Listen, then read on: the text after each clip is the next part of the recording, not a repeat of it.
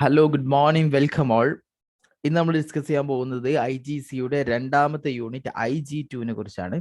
IG2 എന്ന് പറഞ്ഞാൽ practical assessment ആണ്, റിസ്ക് അസസ്മെന്റ് ആണ്. ഒരു വർക്ക് പ്ലേസിൽ പോയിട്ട് നിങ്ങൾ റിസ്ക് അസസ്മെന്റ് ചെയ്യണമെന്നാണ് അതിന്റെ യഥാർത്ഥമായിട്ടുള്ള രൂപം. ബട്ട് നിങ്ങൾ വർക്ക് പ്ലേസിൽ പോകേണ്ട ആവശ്യമില്ല.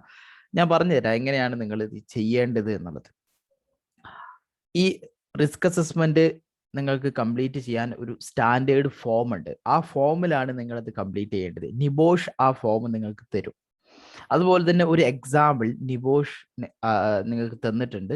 എങ്ങനെയായിരിക്കണം ഒരു IG2 ഫോം ഫില്ല് ചെയ്ത് രൂപം ഉണ്ടാവുക എന്ന് കാണിച്ചു തരാൻ വേണ്ടിയിട്ട്.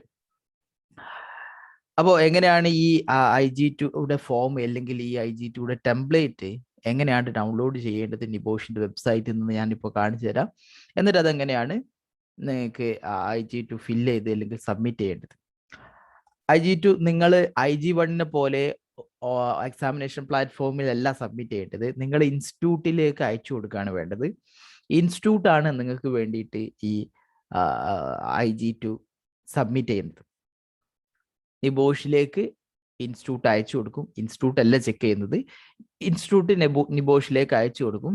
നിബോഷ് ലോകത്തിന്റെ വിവിധ ഭാഗങ്ങളിൽ ഇത് IG2 എക്സാമിനേഴ്സ് ഉണ്ട്. IG1നെ പോലെയല്ല, IG2 എക്സാമിനേഴ്സ് പല രാജ്യങ്ങളിലുമായിട്ടുണ്ട്. അവരിലേക്ക് അയച്ചു കൊടുക്കും. അവർ ചെക്ക് ചെയ്തിട്ട് നിബോഷിന് റിസൾട്ട് പറഞ്ഞു കൊടുക്കും. നിബോഷ് അത് നിങ്ങൾക്ക് റിസൾട്ടായിട്ട് പബ്ലിഷ് ചെയ്യും. ഇങ്ങനെയാണ് IG2ന്റെ എക്സാമിനേഷനും ഇവാലുവേഷനും. IG2ന്റെ റിസൾട്ട് IG1ന് കൂടെ തന്നെയാണ് വരുന്നത്. നിങ്ങൾ IG1 കൂടെ എഴുതുന്ന ആളുകളാണെങ്കിൽ, IG2 മാത്രം എഴുതുകയാണെന്നുണ്ടെങ്കിൽ നിങ്ങൾക്ക് സെപ്പറേറ്റ് ആയിട്ട് റിസൾട്ട് വരും. ഇനി ഈ ആൻസർ ടെംപ്ലേറ്റ് എങ്ങനെയാണ് ഡൗൺലോഡ് ചെയ്തെടുക്കേണ്ടത് എന്ന് നോക്കാം. ആൻസർ ടെംപ്ലേറ്റ് അല്ല, ഈ IG2യുടെ ടെംപ്ലേറ്റ്.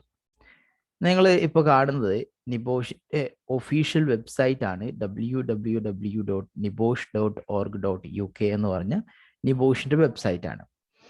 ഇതിൽ നിങ്ങൾ ക്വാളിഫിക്കേഷൻ എന്നുള്ള ഭാഗത്ത് പോയാൽ നിബോഷ് ഇഷ്യൂ ചെയ്യുന്ന ഒരുപാട് qualification courses, award, certificates, diplomas, masters programmes, ഒരുപാട് പ്രോഗ്രാംസ് കാണാൻ പറ്റും. ഇതിൽ സർട്ടിഫിക്കറ്റ് പ്രോഗ്രാമാണ് നമ്മുടെ IGC എന്ന് പറയുന്നത്. സർട്ടിഫിക്കറ്റ് പ്രോഗ്രാം തന്നെ ഒരുപാട് പ്രോഗ്രാം കാണാൻ പറ്റും. ഇതിൽ international general certificate in occupational health and safety, അതാണ് നമ്മുടെ ഈ സർട്ടിഫിക്കറ്റ് കോഴ്സ്. അതിലെ ഇങ്ങനെ താഴേക്ക് വന്നാൽ ഒരുപാട് ഡാറ്റ ഡീറ്റെയിൽസ് ഇതിലുണ്ട്. നിങ്ങൾക്ക് ആവശ്യമുണ്ടെങ്കിൽ വായിക്കാം. താഴേക്ക് വന്നാൽ കുറച്ച് റിസോഴ്സസുകൾ കൊടുത്തിട്ടുണ്ട്. ഇതിൽ IG2 പ്രാക്ടിക്കൽ ഗൈഡൻസ് എന്ന ഭാഗത്ത് പോയാൽ അസസ്മെന്റ് പാക്ക് ഇംഗ്ലീഷ്, ഈ IG2 എക്സാമ്പിൾ ഇംഗ്ലീഷ് ആണ് ഡൗൺലോഡ് ചെയ്യുന്ന ഉറപ്പുവരുത്തുക. ജസ്റ്റ് ക്ലിക്ക് ചെയ്താൽ IG2ന്റെ എക്സാമ്പിൾ ഡൗൺലോഡ് ആകും. അതുപോലെ തന്നെ ഈ IG2 forms electronic submission, just click ചെയ്താൽ ആ IG2ന്റെ ഫോമും നിങ്ങൾക്ക് എന്ത് ചെയ്യാൻ പറ്റും, ഡൗൺലോഡ് ചെയ്തിട്ട് എടുക്കാനായിട്ട് പറ്റും. ഇനി ആ ഡൗൺലോഡ് ചെയ്ത ഇതാണ് ഒരു എക്സാമ്പിൾ, നിബോഷ് തന്നിട്ടുള്ള ഒരു IG2ന്റെ എക്സാമ്പിൾ. ദെൻ ഇതാണ് അവര് ഫില്ല് ചെയ്യാൻ പറഞ്ഞിട്ടുള്ള ഫോം. ഞാനത് നിങ്ങളിത് കാണുന്നുണ്ടാവില്ല. ഇതാണ് നിബോഷ് നിങ്ങൾക്ക് IG2ന്റെ ടെംപ്ലേറ്റ് ആയിട്ട് തന്നത്. ഓക്കെ, ഇത്രയും കാര്യങ്ങൾ ക്ലിയർ ആയി എന്ന് വിശ്വസിക്കുന്നു. ഇതിൽ നിങ്ങൾക്ക് ഒരു റിസ്ക് അസസ്മെന്റ് അവിടെ പോയി കംപ്ലീറ്റ് ചെയ്യുമ്പോൾ നിങ്ങൾക്ക് അറിയും എന്താണ് റിസ്ക് അസസ്മെന്റ് എന്നുള്ളത്. റിസ്ക് അസസ്മെന്റിന്റെ സ്റ്റെപ്സുകൾ നിങ്ങൾ നേരത്തെ പരിചയപ്പെട്ടതാണ് മൂന്നാമത്തെ എലമെന്റിൽ. ഏതായാലും ആ റിസ്ക് അസസ്മെന്റ് കംപ്ലീറ്റ് ചെയ്തിട്ട് ഇങ്ങനെ 4 പാർട്ടുകൾ ഉണ്ട് ഈ IG2 ഫോമിന്. ഈ 4 പാർട്ടുകൾ കംപ്ലീറ്റ് ചെയ്യണം. Part 1 background. ഈ ബാക്ക്ഗ്രൗണ്ട് എന്ന് പറഞ്ഞാൽ ഒരു ഇൻട്രൊഡക്ഷൻ പാർട്ടാണ്. ഈ ഭാഗം കംപ്ലീറ്റ് ചെയ്യണം. അതുപോലെ പാർട്ട് 2 റിസ്ക് അസസ്മെന്റിന്റെ ടേബിൾ ആണ്, ഇത് കംപ്ലീറ്റ് ചെയ്യണം. ദെൻ പാർട്ട് 3 റിസ്ക് അസസ്മെന്റിന്റെ ടേബിളിൽ നിന്ന് 3 ആക്ഷന് ജസ്റ്റിഫിക്കേഷൻ കൊടുക്കുന്നതാണ്, ഇത് കംപ്ലീറ്റ് ചെയ്യണം. ദെൻ പാർട്ട് 4 ഈ റിസ്ക് അസസ്മെന്റ് നടത്തിയിട്ട് നിങ്ങൾ റിവ്യൂ ചെയ്യണം. എന്നാണ് നിങ്ങൾ റിവ്യൂ ചെയ്യാൻ ഉദ്ദേശിക്കുന്നത്? റിസ്ക് അസസ്മെന്റ് നടത്തി എങ്ങനെയാണ് കമ്മ്യൂണിക്കേറ്റ് ചെയ്യുന്നത്, എങ്ങനെയാണ് ഫോളോ അപ്പ് ചെയ്യുന്നത്, ഇത്രയും കാര്യങ്ങളാണ് പാർട്ട് 4 ഓക്കെ. അപ്പോൾ ഈ 4 പാർട്ടുകളിൽ ഒരുപാട് കാര്യങ്ങൾ ഇവിടെ നിങ്ങൾക്ക് ലെഫ്റ്റ് സൈഡിൽ കാണാൻ പറ്റും. ഒരുപാട് കാര്യങ്ങൾ പറഞ്ഞിട്ടുണ്ട്. ഈ കാര്യങ്ങളൊക്കെ നിങ്ങൾ എഴുതിയിരിക്കണം. എഴുതുന്നത് എക്സാമിനർക്ക് കൺവിൻസ് ആകുന്ന രീതിയിൽ വേണം എഴുതാനായിട്ട്. എന്നാലേ നിങ്ങൾ പാസ്സാവും. ഈ IG2 നിങ്ങൾക്ക് മാർക്ക് കിട്ടില്ല. ഒന്നില്ലെങ്കിൽ പാസ്സാവും, അല്ലെങ്കിൽ നിങ്ങൾ ഫെയിൽ ആവും. അതായത് എല്ലാ ക്രൈറ്റീരിയയും മീറ്റ് ചെയ്താൽ നിങ്ങൾ പാസ്സായി, ഏതെങ്കിലും ഒരു ക്രൈറ്റീരിയ മിസ് ചെയ്താൽ നിങ്ങൾ ഫെയിലായി പോകും. അതുകൊണ്ട് തന്നെ ഈ IG2 വളരെ കെയർഫുൾ ആയിട്ട് വേണം ഈ IG2യുടെ റിപ്പോർട്ട് സബ്മിറ്റ് ചെയ്യാനായിട്ട്. ഓക്കെ. അപ്പോ പല കാൻഡിഡേറ്റ്സും ഏതെങ്കിലും ഒരു പോയിന്റ് ഒക്കെ മിസ്സായതിന്റെ പേരിൽ ഫെയിൽ ആകാറുണ്ട്. ബട്ട് IG1 കമ്പയർ ചെയ്ത് നോക്കുമ്പോൾ കൂടുതൽ പാസ് പെർസെൻറ്റേജ് IG2 കാര്യം നിങ്ങൾക്ക് ഇൻസ്റ്റിറ്റ്യൂട്ട് സപ്പോർട്ട് ചെയ്തു തരും എന്നുള്ളത് കൊണ്ടാണ്, എവിടെയാണ് കറക്ഷൻസ് ഒക്കെ പറഞ്ഞു തരുന്നത് കൊണ്ടാണ് അത്രയ്ക്കും പാസ് പെർസെൻറ്റ് ഉള്ളത്. അത് ഞാൻ മറക്കുന്നില്ല. എന്നാലും ആ പറഞ്ഞ കറക്ഷൻസ് ഒക്കെ നിങ്ങൾ ക്ലിയർ ആയി വരുത്തുമ്പോഴാണ് നിങ്ങൾക്ക് പാസ്സാകാൻ പറ്റുന്നത്. ഇനി നമുക്ക് ഈ ഓരോ പാർട്ടിലേക്കും കടക്കാം. ഈ ഓരോ പാർട്ടിലും നിങ്ങൾ എന്താണ് എഴുതേണ്ടത് എന്നുള്ളത്. അപ്പൊ ഞാൻ നിബോഷിന്റെ എക്സാമ്പിൾ എടുത്തിട്ട് ഓരോ കാര്യങ്ങളും വിവരിക്കുന്നില്ല. 2 കാരണങ്ങളാണ് ഞാൻ അതെടുക്കാത്തതിനുള്ളത്. ഒന്ന്, നിബോഷൻ തന്ന എക്സാമ്പിൾ കംപ്ലീറ്റ് അല്ല. നിബോഷ് ഒഫീഷ്യലായിട്ട് തന്നിട്ടുള്ള എക്സാമ്പിൾ കംപ്ലീറ്റ് അല്ല. അങ്ങനെ പറഞ്ഞാൽ നിബോഷിന്റെ എക്സാമ്പിൾ തന്നെ നിങ്ങൾ നിബോഷ് എക്സാം എഴുതാണ്, നിബോഷ് അവർ തന്ന എക്സാം പേപ്പർ IG2 സബ്മിറ്റ് ചെയ്താൽ ഫെയിലായി പോകും. കാര്യം നിബോഷിന്റെ എക്സാമ്പിളിൽ മീറ്റ് ചെയ്യാത്ത പല ക്രൈറ്റീരിയയും എക്സാമിനേഴ്സ് ചെക്ക് ചെയ്യാറുണ്ട്. ഓക്കെ. അതുകൊണ്ട് തന്നെ ഞാൻ വേറൊരു എക്സാമ്പിൾ എടുത്തിട്ട് എക്സ്പ്ലെയിൻ ചെയ്യാം. അതാണ് ഒന്നാമത്തെ കാര്യം. രണ്ടാമത്തെ കാര്യം, ഞാൻ നിബോഷിന്റെ എക്സാമ്പിൾ എടുത്ത് എക്സ്പ്ലെയിൻ ചെയ്താൽ നിങ്ങളിൽ പല ആളുകളും അതിൽ നിന്നുള്ള ചില കണ്ടന്റുകൾ എടുത്ത് കോപ്പി അടിക്കും. നിബോഷിന്റെ എക്സാമ്പിളിൽ നിന്ന് നിങ്ങൾ ഒരു സെന്റൻസ് കോപ്പി അടിച്ചാൽ അത് പ്ലാജരിസം എന്ന് പറഞ്ഞിട്ട് നിങ്ങളെ സസ്പെക്ട് ചെയ്യും. പ്ലാജരിസം സസ്പെക്ട് ചെയ്താൽ, മാൽ പ്രാക്ടീസ് സസ്പെക്ട് ചെയ്താൽ ദെൻ നിങ്ങളെ ബാൻ ചെയ്തേക്കാം. ഇപ്പോൾ ലാസ്റ്റ് എൻ്റെ അറിവിൽ, എൻ്റെ കാൻഡിഡേറ്റ് അല്ല, എൻ്റെ അറിവിൽ 2-3 സ്റ്റുഡൻസിന് ഇങ്ങനെ വന്നിട്ടുണ്ട്. അതായത് അവർ നിബോഷിന്റെ എക്സാമ്പിളിൽ നിന്ന് കുറച്ച് കണ്ടന്റ് എടുത്തതാണ്. അപ്പോൾ അങ്ങനെ നിങ്ങൾ പ്ലാജരിസം നിങ്ങൾ നന്നായിട്ട് ഭയക്കണം. IG1 പ്ലാജരിസം ഭയക്കുന്നത് പോലെ തന്നെ ഇത് പ്ലാജരിസം നിങ്ങളെ ഡിറ്റക്ട് ചെയ്യാനുള്ള ചാൻസ് ഉണ്ട്. ഓക്കെ. അപ്പോൾ ആദ്യം ഈ ബാക്ക്ഗ്രൗണ്ട് എന്നുള്ള ഭാഗത്തേക്ക് പോകാം. ഒന്നാമത്തെ പാർട്ടിലേക്ക് പോകാം.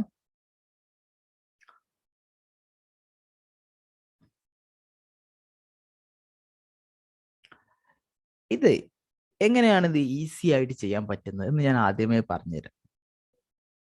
സത്യസന്ധമായ രീതിയിൽ ചെയ്യേണ്ടത് ഒരു വർക്ക് പ്ലേസിൽ പോയിട്ട് ഇത്രയും കാര്യങ്ങൾ റിസ്ക് അസസ്മെന്റ് നേരത്തെ നമ്മൾ പറഞ്ഞ ആ പ്രോസസ്സ് രീതിയിൽ ചെയ്ത് റെക്കോർഡ് അപ്പോൾ ഉണ്ടാക്കി അതിന്റെ ബേസിൽ റിപ്പോർട്ട് ഉണ്ടാക്കുക. ഇതാണ് അതിന്റെ സത്യസന്ധമായ മാർഗം. സത്യസന്ധമായ മാർഗത്തിലേക്കൊന്നും നിങ്ങൾ പോകേണ്ട. ഈസി ആയിട്ടുള്ള മെത്തേഡ് എന്ന് പറഞ്ഞാൽ നേരത്തെ സബ്മിറ്റ് ചെയ്ത ഒരു നല്ല പ്രോജക്റ്റ് എന്ന് പറഞ്ഞാൽ എല്ലാ ക്രൈറ്റീരിയയും മീറ്റ് ചെയ്ത് പാസ്സായ പ്രോജക്റ്റ് എല്ലാം ക്രൈറ്റീരിയ മീറ്റ് ചെയ്തതെന്നതിന് അർത്ഥമില്ല. റീസെന്റ് ആയി പാസ്സായത് വീണ്ടും ക്രൈറ്റീരിയ മീറ്റ് ചെയ്യുന്നു. കുറച്ച് മുമ്പ് കാണുന്നുണ്ടെങ്കിൽ എക്സാമിനേഴ്സിന് ഇത്ര ഇൻസ്ട്രക്ഷൻ കൊടുത്തിട്ടുണ്ടായിരുന്നില്ല, അപ്പോൾ മിക്കവാറും പാസ്സായിട്ടുണ്ടോ. പക്ഷെ ഇപ്പോൾ കുറച്ചും കൂടി സ്ട്രിക്റ്റ് ആണ് ഈ IG2 ഇവാലുവേഷൻ. അതുകൊണ്ട് തന്നെ റീസെന്റ് ആയി പാസ്സായ നല്ലൊരു പ്രോജക്റ്റ് ഉണ്ടെന്നെങ്കിൽ അതെടുത്ത് അത് ഗൈഡാക്കി വെച്ച് അതിൽ നിന്ന് കാര്യങ്ങൾ മനസ്സിലാക്കി അത് റീഫ്രൈസ് ചെയ്ത് എഴുതിയാൽ മതി. അതാണ് ഈസിയസ്റ്റ് മെത്തേഡ് എന്ന് പറയുന്നത്. ഒരു പ്രോജക്റ്റ് അല്ലെങ്കിൽ 1-2 പ്രോജക്റ്റ് എടുക്കുന്നു, എന്നിട്ട് ഓരോ ഭാഗങ്ങളും വായിച്ചു നിങ്ങളത് എന്ത് ചെയ്യുന്നു, നിങ്ങൾക്ക് മനസ്സിലായ കാര്യം നിങ്ങളുടേതായ ഭാഷ മാറ്റണം. ഒരേ സെന്റൻസ് എഴുതരുത്. ഒരേ സെന്റൻസ് എഴുതിയാൽ പ്ലാജറിസം പിടിക്കാനുള്ള ചാൻസ് ഉണ്ട്. അപ്പോൾ നിങ്ങൾ ആ സെൻറ്റൻസിനെ റീകൺസ്ട്രക്റ്റ് ചെയ്താൽ, റീഫ്രേസ് ചെയ്താൽ പിന്നെ അത് നിങ്ങളുടെ സ്വന്തം പ്രോജക്റ്റ് ആയിട്ട് മാറി. ഓക്കെ, നോക്കാം നമുക്ക്. ആദ്യം ബാക്ക്ഗ്രൗണ്ട് എന്ന് പറയുന്ന part 1 name of the organisation empire builders. ഇതാണ് നമ്മുടെ കമ്പനിയുടെ പേര്. അത്ര എഴുതിയാൽ മതി. എംപയർ ബിൽഡേഴ്സ് അല്ലെങ്കിൽ empire builders private limited company ആണെങ്കിൽ. സൈറ്റ് ലൊക്കേഷൻ നിങ്ങൾക്ക് എവിടെയും കൊടുക്കാം. എറണാകുളം, ഇന്ത്യ, അങ്ങനെ കൊടുക്കുന്നതാണ് ഒന്നുകൂടി നല്ലത്. Okay, Kochi, India, Bangalore, India. ഇനി ഈ 2 കാര്യം നിബോഷ് ചെക്ക് ചെയ്യുന്ന ഒരു കാര്യമേ അല്ല. അതായത് നിബോഷ് തന്നെ പറയുന്ന ഒരു കാര്യമാണ്, നിങ്ങൾ കോൺഫിഡൻഷ്യൽ ഇഷ്യൂസ് വല്ലതും പേടിക്കുന്നുണ്ടെങ്കിൽ നിങ്ങൾക്ക് പേരും സ്ഥലവും മാറ്റി കൊടുക്കാവുന്നതാണ് എന്നുള്ളത്. അതുകൊണ്ട് തന്നെ ഇപ്പോൾ പല കാൻഡിഡേറ്റ്സും ചോദിക്കുന്നതാണ്, അങ്ങനെ ഒരു കമ്പനി ഇല്ലാത്തതാണെങ്കിലോ? ഒരു പ്രശ്നമില്ല, നിങ്ങൾക്ക് ഒരു ഇമാജിനറി കമ്പനിയുടെ പേര് എഴുതാം. അതുപോലെ തന്നെ സ്ഥലവും നിങ്ങൾക്ക് ഇഷ്ടമുള്ളത് എഴുതാം. അതൊന്നും നിബോഷ് പ്രൂഫ് ചോദിക്കുന്നില്ല, അങ്ങനെ ഒരു കമ്പനി അവിടെ ഉണ്ടോ എന്നൊന്നും ചെക്ക് ചെയ്യാൻ പോകുന്നില്ല. ദെൻ നമ്പർ ഓഫ് വർക്കേഴ്സ്, ഒരു നമ്പർ എഴുതാം, 183. സാധാരണ കാൻഡിഡേറ്റ്സ് ചോദിക്കുന്ന ഒരു ഡൗട്ടാണ്, എത്ര നമ്പർ വേണം എന്നുള്ളത്. ഇപ്പോൾ നിങ്ങളൊരു കൺസ്ട്രക്ഷൻ കമ്പനിയാണ് സെലക്ട് ചെയ്തത്. ആ കൺസ്ട്രക്ഷൻ കമ്പനി 30 പേരാണ് ആ കമ്പനിയിലുള്ളത്. അതേസമയം നിങ്ങൾ ഒരു ക്ലയന്റ് കമ്പനിയിലാണ് വർക്ക് ചെയ്യുന്നത്. ആ ക്ലയന്റ് കമ്പനിയിൽ ഒരു 500 പേരുണ്ട്. അപ്പൊ എത്ര നമ്പർ ഓഫ് വർക്കേഴ്സ് ആണ് എഴുതേണ്ടത് എന്നുള്ളത്, അതൊന്നും ഒരു ഡൗട്ടിന്റെ ആവശ്യമേ ഇല്ല. നിങ്ങൾ എന്ത് എഴുതിയാലും മതി. 500 എഴുതണോ, എഴുതിക്കോ. 30 എഴുതണോ, എഴുതിക്കോ. നിങ്ങൾ ഏതാണോ ആ ഒരു കമ്പനി ആയിട്ട് പരിഗണിക്കുന്നത് അതിന് നമ്പർ ഓഫ് വർക്കേഴ്സ് ആണ് എഴുതേണ്ടത്. അത് നിങ്ങൾ എന്ത് എഴുതിയാലും അതൊന്നും ഒരു ബോദർ ചെയ്യുന്ന കാര്യമല്ല. പക്ഷെ കുറച്ച് നമ്പേഴ്സ് വേണം, എന്നാലേ കുറച്ച് ഹസാർഡ്സുകളൊക്കെ അവിടെ ഉണ്ട് നമുക്ക് മനസ്സിലാക്കാനായിട്ട് പറ്റും. ഇനി അടുത്ത ഭാഗം, ഒരു കമ്പനിയുടെ ജനറൽ ഡിസ്ക്രിപ്ഷൻ എഴുതണം. ഈ ജനറൽ ഡിസ്ക്രിപ്ഷൻ എന്ന് പറഞ്ഞാൽ ആ കമ്പനി എന്താണ് ചെയ്യുന്നത്. ഈ കമ്പനി മാനുഫാക്ചറിങ് കമ്പനി ആണെങ്കിൽ എന്താണ് മാനുഫാക്ചറിങ് ചെയ്യുന്നത്, എന്തിൽ നിന്നാണ് മാനുഫാക്ചറിങ് ചെയ്യുന്നത്. ഈ കമ്പനി ഒരു സർവീസ് ഓറിയന്റഡ് കമ്പനി ആണെങ്കിൽ എന്ത് ടൈപ്പ് ഓഫ് സർവീസ്, ആർക്ക് ആണ് ഈ സർവീസ് ചെയ്യുന്നത്. ഈ കമ്പനി ഒരു കൺസ്ട്രക്ഷൻ കമ്പനി ആണെങ്കിൽ എന്ത് ടൈപ്പ് ഓഫ് കൺസ്ട്രക്ഷൻ, എങ്ങനെയാണ് കൺസ്ട്രക്ഷൻ, ആർക്കൊക്കെയാണ് കൺസ്ട്രക്ഷൻ ചെയ്തു കൊടുക്കുന്നത് എന്നുള്ളൊരു ചെറിയൊരു വിവരണം വേണം. അതുപോലെ തന്നെ ഈ കമ്പനിയിലുള്ള ആക്ടിവിറ്റീസുകൾ എന്തൊക്കെയാണ്, ഈ കമ്പനിയിൽ നടക്കുന്ന പ്രോസസ്സുകൾ എന്തൊക്കെയാണ്, വർക്ക്സുകൾ എന്തൊക്കെയാണ്, ഈ കമ്പനിയിലുള്ള വലിയ മെഷീനറീസുകൾ എന്തൊക്കെയാണ്, എക്യുപ്മെന്റ്സുകൾ എന്തൊക്കെയാണ്, ഈ ഒരു വിവരണം കൂടെ വരണം. അപ്പോൾ ഈ ഒരു വിവരണം പറയുന്നതോടുകൂടി ആ കമ്പനിയിൽ ഉണ്ടാകാൻ പോകുന്ന ഹസാർഡ്സുകൾ ഏതൊക്കെയാണെന്ന് ഈ എക്സാമിനർക്ക് മനസ്സിലാക്കാനായിട്ട് പറ്റും. നിങ്ങളൊരു കൺസ്ട്രക്ഷൻ കമ്പനിയിൽ ഇങ്ങനെ പൈലിംഗ് ആക്ടിവിറ്റി നടക്കുന്നുണ്ട്, അവിടെ എക്സ്കവേഷൻ വർക്ക് നടക്കുന്നുണ്ട്, റൂഫ് വർക്ക് നടക്കുന്നുണ്ട്, സ്കഫോൾഡ് ഇറക്ഷൻ ഉണ്ട്, മൊബൈൽ ക്രെയിൻ ഓപ്പറേഷൻസ് ഉണ്ട്, welding and other hot works നടക്കുന്നുണ്ട്. ഇങ്ങനെ പറയുന്ന സമയത്ത് എക്സാമിനർ ഇത് വായിക്കുന്നതോടുകൂടി അയാൾക്ക് ആ വർക്ക് സൈറ്റിൽ ഉണ്ടാകാൻ പോകുന്ന ഹസാർഡ്സുകൾ ഇങ്ങനെ ഇമേജിൻ ചെയ്യാൻ പറ്റും. ആ രൂപത്തിലായിരിക്കണം നിങ്ങളുടെ എക്സ്പ്ലനേഷൻ വരേണ്ടത്.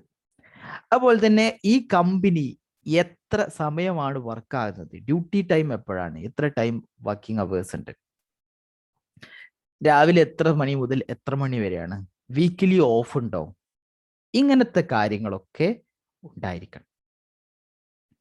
നമുക്ക് നോക്കാം. ഇവിടെ എംപയർ ബിൽഡേഴ്സിന്റെ കേസിൽ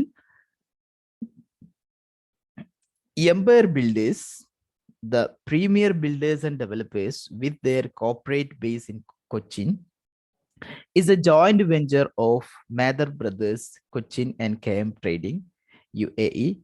Empire Empire Builders has been established with a focus on the real estate and construction business. We have developed a strong and satisfied clientele by our commitment to adhere to quality in all our projects. Also, we are ISO 9001 certified company having 2 decades of experience in construction of innovative apartment and dwellings. The current project we have selected for our risk assessment is a commercial shopping complex construction site near Maradu, Cochin. It is a 5-story building under construction, which comprises of an area more than 6 lakh square feet. The main activities taking place in the site are excavation, foundation work, concrete work, roofing, plastering work, electrical work, plumbing work, tiles laying, painting, concrete mixing, concrete cutting operation, bar bending, cutting machine operation, earth compactor operation, load trucks, forklift trucks, welding machine, tower crane, etc. are being used, are the main machineries used in the work site. ഒരുപാട് കാര്യങ്ങൾ പറഞ്ഞു. അപ്പൊ ഇങ്ങനെ ഒരു explanation കൊടുക്കുന്നത് കൂടി examiner satisfied ആകും. അതുപോലെ തന്നെ aside from these actions I have referred the records and documents The selected site follows a working shift of 10 hours within 1.5 hours total break. 10 hours duty ഉണ്ട്, പക്ഷെ അതിൽ 1.5 hours ഷിഫ്റ്റ് ബ്രേക്ക് ആണ്. The shift starts from 8 a.m. and ends at 6 p.m. in the evening. A lunch break of 1 hour and 2 short breaks of 50 minutes are provided. The entire site is guarded by a team of 4 security guards day and night. Entry and exit logs are maintained at the security desk. Okay, ഒരു clear കട്ടുള്ള idea നമുക്ക് തന്നു ആ കമ്പനിയെ കുറിച്ച്. ഏകദേശം ആവശ്യമായ കാര്യങ്ങളൊക്കെ പറഞ്ഞു. ഇനി വേണമെങ്കിൽ നിങ്ങൾക്ക് ഇത് പറയാൻ പറ്റുന്ന കാര്യമാണ്, ഇവിടെ ഓൾറെഡി കൺസ്ട്രക്ഷൻ ആണ് എന്ന് പറഞ്ഞിട്ടുണ്ട്, ഒരു ലൈക്ക് കൊമേഴ്ഷ്യൽ ബിൽഡിങ്ങിന്റെ കൺസ്ട്രക്ഷൻ ആണെന്ന് പറഞ്ഞിട്ടുണ്ട്.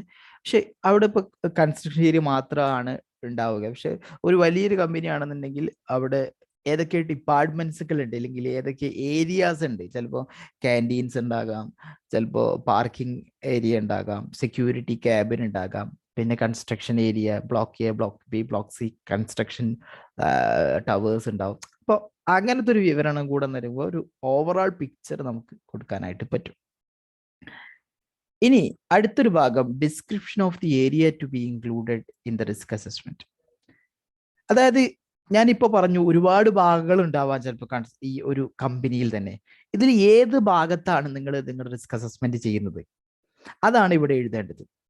അതായത് എൻറ്റയർ കൺസ്ട്രക്ഷൻ എൻറ്റയർ ഏരിയ ആണോ, അല്ലെങ്കിൽ നിങ്ങൾ ഒരു ക്യാൻറ്റീനിൽ മാത്രമാണ് റിസ്ക് അസസ്മെന്റ് ചെയ്യുന്നത്, അല്ലെങ്കിൽ ഒരു പെയിന്റിങ് ഏരിയ ഉണ്ട്, അവിടെ പെയിന്റിങ് ഏരിയയിൽ മാത്രമാണോ റിസ്ക് അസസ്മെന്റ് ചെയ്യുന്നത്, അത് ഇവിടെ എഴുതണം.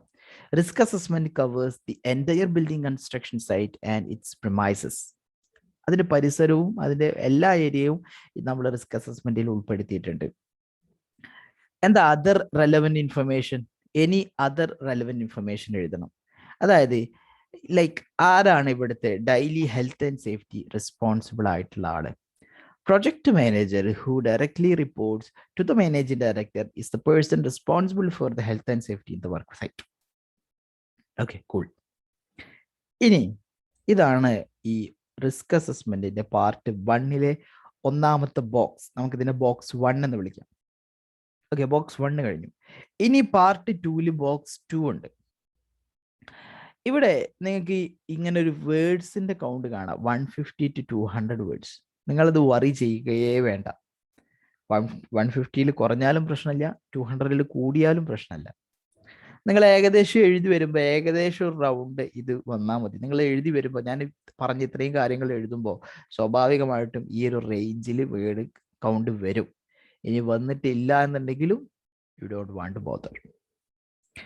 ഇനി ബോക്സ് 2-ലേക്ക് വരാം. ഇവിടെയും വേർഡ് കൗണ്ട് ഉണ്ട്. ശേഷമൊക്കെ ഇങ്ങനെ വേർഡ് കൗണ്ട് പറയും, നിങ്ങളത് നെവർ മൈൻഡ്, നോക്കണ്ട. ബിഫോർ ഇവിടെ എന്താണ് എഴുതേണ്ടതെന്ന് പറയാതെ outline how the risk assessment was carried out. This should include, നിങ്ങൾക്ക് അറിയും എങ്ങനെയാണ് റിസ്ക് അസസ്മെന്റ് ചെയ്യേണ്ടത്, മെത്തേഡ്സ് ഓഫ് റിസ്ക് അസസ്മെന്റ്. ഞാൻ പറഞ്ഞു റിസ്ക് അസസ്മെന്റ് അല്ല, ഏതൊരു ആക്ടിവിറ്റി, ഏതൊരു കാര്യം ഹെൽത്ത് ആൻഡ് സേഫ്റ്റി ആക്ടിവിറ്റി ചെയ്യണമെന്നുണ്ടെങ്കിലും നിങ്ങൾക്ക് ലൈക്ക് ഇൻഫർമേഷൻ ഗ്യാദർ ചെയ്യണോ. 3 ആക്ടിവിറ്റീസ് ആണുള്ളത്. ഒന്ന് observation, 2 examination, 3 interview. Observing the work site, examination of documents, internal and external documents, then interview the workers and managers. ഈ 3 techniques ആണ് നമുക്ക് റിസ്ക് അസസ്മെന്റ് എന്നല്ല ഏതൊരു activity ചെയ്യുമ്പോഴും ഇൻഫർമേഷൻ ഗ്യാദർ ചെയ്യാൻ വേണ്ടിയിട്ട് ഉപയോഗിക്കുന്നത്. അപ്പോൾ ഇവിടെയും ആ 3 കാര്യങ്ങൾ നിങ്ങൾ എന്ത് തന്നെ വന്നാലും എഴുതണം. എന്തൊക്കെയാണ്? ഒരിട്ടും കൂടി പറയാം. Examination of document, observation of the work place, then interview of the people. ഇതിലേ നിങ്ങളിപ്പോൾ ഒരു വർക്ക് സൈറ്റിലേക്ക് വരുന്നതിന് മുമ്പ്, ഇപ്പൊ നിങ്ങൾ ഒരു കമ്പനിയിൽ പോകുന്നതിന് മുമ്പ് തന്നെ ചിലപ്പോൾ ഈ എന്ത് നടത്തും, ഡോക്യുമെന്റുകളൊക്കെ എക്സാമിൻ ചെയ്യും. എക്സ്റ്റേണൽ ഡോക്യുമെന്റ് അല്ലേ, കമ്പനിയുടെ ഉള്ളിലുള്ളത് പിന്നെ ഉള്ളിൽ പോയാലേ നോക്കാൻ പറ്റൂ. നിങ്ങൾ ഒരുപാട് നാഷണൽ ലോ ഉണ്ട്, ഒരുപാട് ഇന്റർനാഷണൽ സ്റ്റാൻഡേർഡ്സുകൾ ഉണ്ട്, ലീഗൽ ഡോക്യുമെന്റ്സുകൾ ഉണ്ട്. അത് നിങ്ങൾ നേരത്തെ തന്നെ ചെക്ക് ചെയ്യും. നേരത്തെ തന്നെ ചെക്ക് ചെയ്താൽ നിങ്ങൾക്ക് അത്രയ്ക്കും എളുപ്പമായി ഒരുപാട് കാര്യങ്ങൾ മനസ്സിലാക്കിയതിന് ശേഷമാണ് നിങ്ങൾ എന്ത് ചെയ്യുന്നത്, വർക്ക് സൈറ്റിലേക്ക് പോകുന്നത്. അപ്പൊ ആദ്യം നമുക്ക് എക്സ്റ്റേണൽ ഡോക്യുമെന്റ്സുകളൊക്കെ ചെക്ക് ചെയ്തു എന്ന് പറയാം. കുറെ എക്സ്റ്റേണൽ ഡോക്യുമെന്റ് ചെക്ക് ചെയ്തു എന്ന് പറയും. എന്നിട്ട് നമ്മൾ വർക്ക് സൈറ്റിലേക്ക് പോയി അവിടെ പോയി ഒബ്സർവ് ചെയ്യും. അങ്ങനെ അവിടെ പോയി ഒബ്സർവ് ചെയ്യുമ്പോഴാണ് അവിടെയുള്ള ഹസാർഡ്സുകൾ എന്തൊക്കെയാണെന്ന് നമുക്ക് മനസ്സിലാകുന്നത്. അവിടെ നിലവിൽ കറണ്ട് കൺട്രോൾസുകൾ എന്തൊക്കെ കൊടുത്തിട്ടുണ്ടാകും, ഇപ്പൊ നിലവിൽ കൺട്രോൾസുകളൊക്കെ കൊടുത്തിട്ടുണ്ടാവും, അതെന്തൊക്കെയാണെന്ന് മനസ്സിലാകുന്നത്. അത് ക്ലിയർ ആയിട്ട് എഴുതണം. ഞാൻ അവിടെ പോയി ഒബ്സർവ് ചെയ്തപ്പോൾ, ഞാൻ അവിടെ പോയി വർക്കേഴ്സിനെ ഇന്റർവ്യൂ ചെയ്തപ്പോൾ എനിക്ക് അവിടുത്തെ ഹസാർഡ്സുകൾ ഏതൊക്കെയാണെന്ന് മനസ്സിലാക്കാനായിട്ട് പറ്റി. അതുപോലെ തന്നെ കറണ്ട് കൺട്രോൾസുകൾ ഏതൊക്കെയാണെന്നും മനസ്സിലാക്കാനായിട്ട് പറ്റി എന്ന് എഴുതണം. ദെൻ ഇന്റർവ്യൂ ചെയ്തു, ഒബ്സർവ് ചെയ്തു. ദെൻ പിന്നെന്താ, ഇന്റേണൽ ഡോക്യുമെന്റ് എക്സാമിൻ ചെയ്യാം. അത് കമ്പനിയിൽ ഉള്ളിൽ പോയാലേ പറ്റുള്ളൂ. Then examination of internal sources of information. Okay, അതും ചെക്ക് ചെയ്തു. അങ്ങനെയാണ് എനിക്ക് കാര്യങ്ങളൊക്കെ മനസ്സിലായത്. Then additional controls. അപ്പോൾ നമ്മൾ അതിനുശേഷമാണ് അഡീഷണൽ കൺട്രോൾസിനെ ചിന്തിക്കുക. കാര്യം വർക്ക് സൈറ്റിൽ പോയി നമുക്ക് അവിടുത്തെ ഹസാർഡ്സുകളും നിലവിലുള്ള കൺട്രോളൊക്കെ കണ്ടതിന് ശേഷമാണ് നമുക്ക് ഫർദർ കൺട്രോൾസ്, റിസ്ക് അസസ്മെന്റ് ടാബിലിറ്റി 2-ലെ ഫർദർ കൺട്രോൾസ് എന്തൊക്കെയാണെന്ന് എഴുതേണ്ടത്. അപ്പോൾ ആ ഫർദർ കൺട്രോൾസ് നമുക്ക് എവിടുന്നാ കിട്ടുക? അത് നമ്മുടെ കൺട്രി ലോയിൽ ഉണ്ടാവും, അത് നമ്മുടെ സ്റ്റാൻഡേർഡ്സിൽ ഉണ്ടാകും.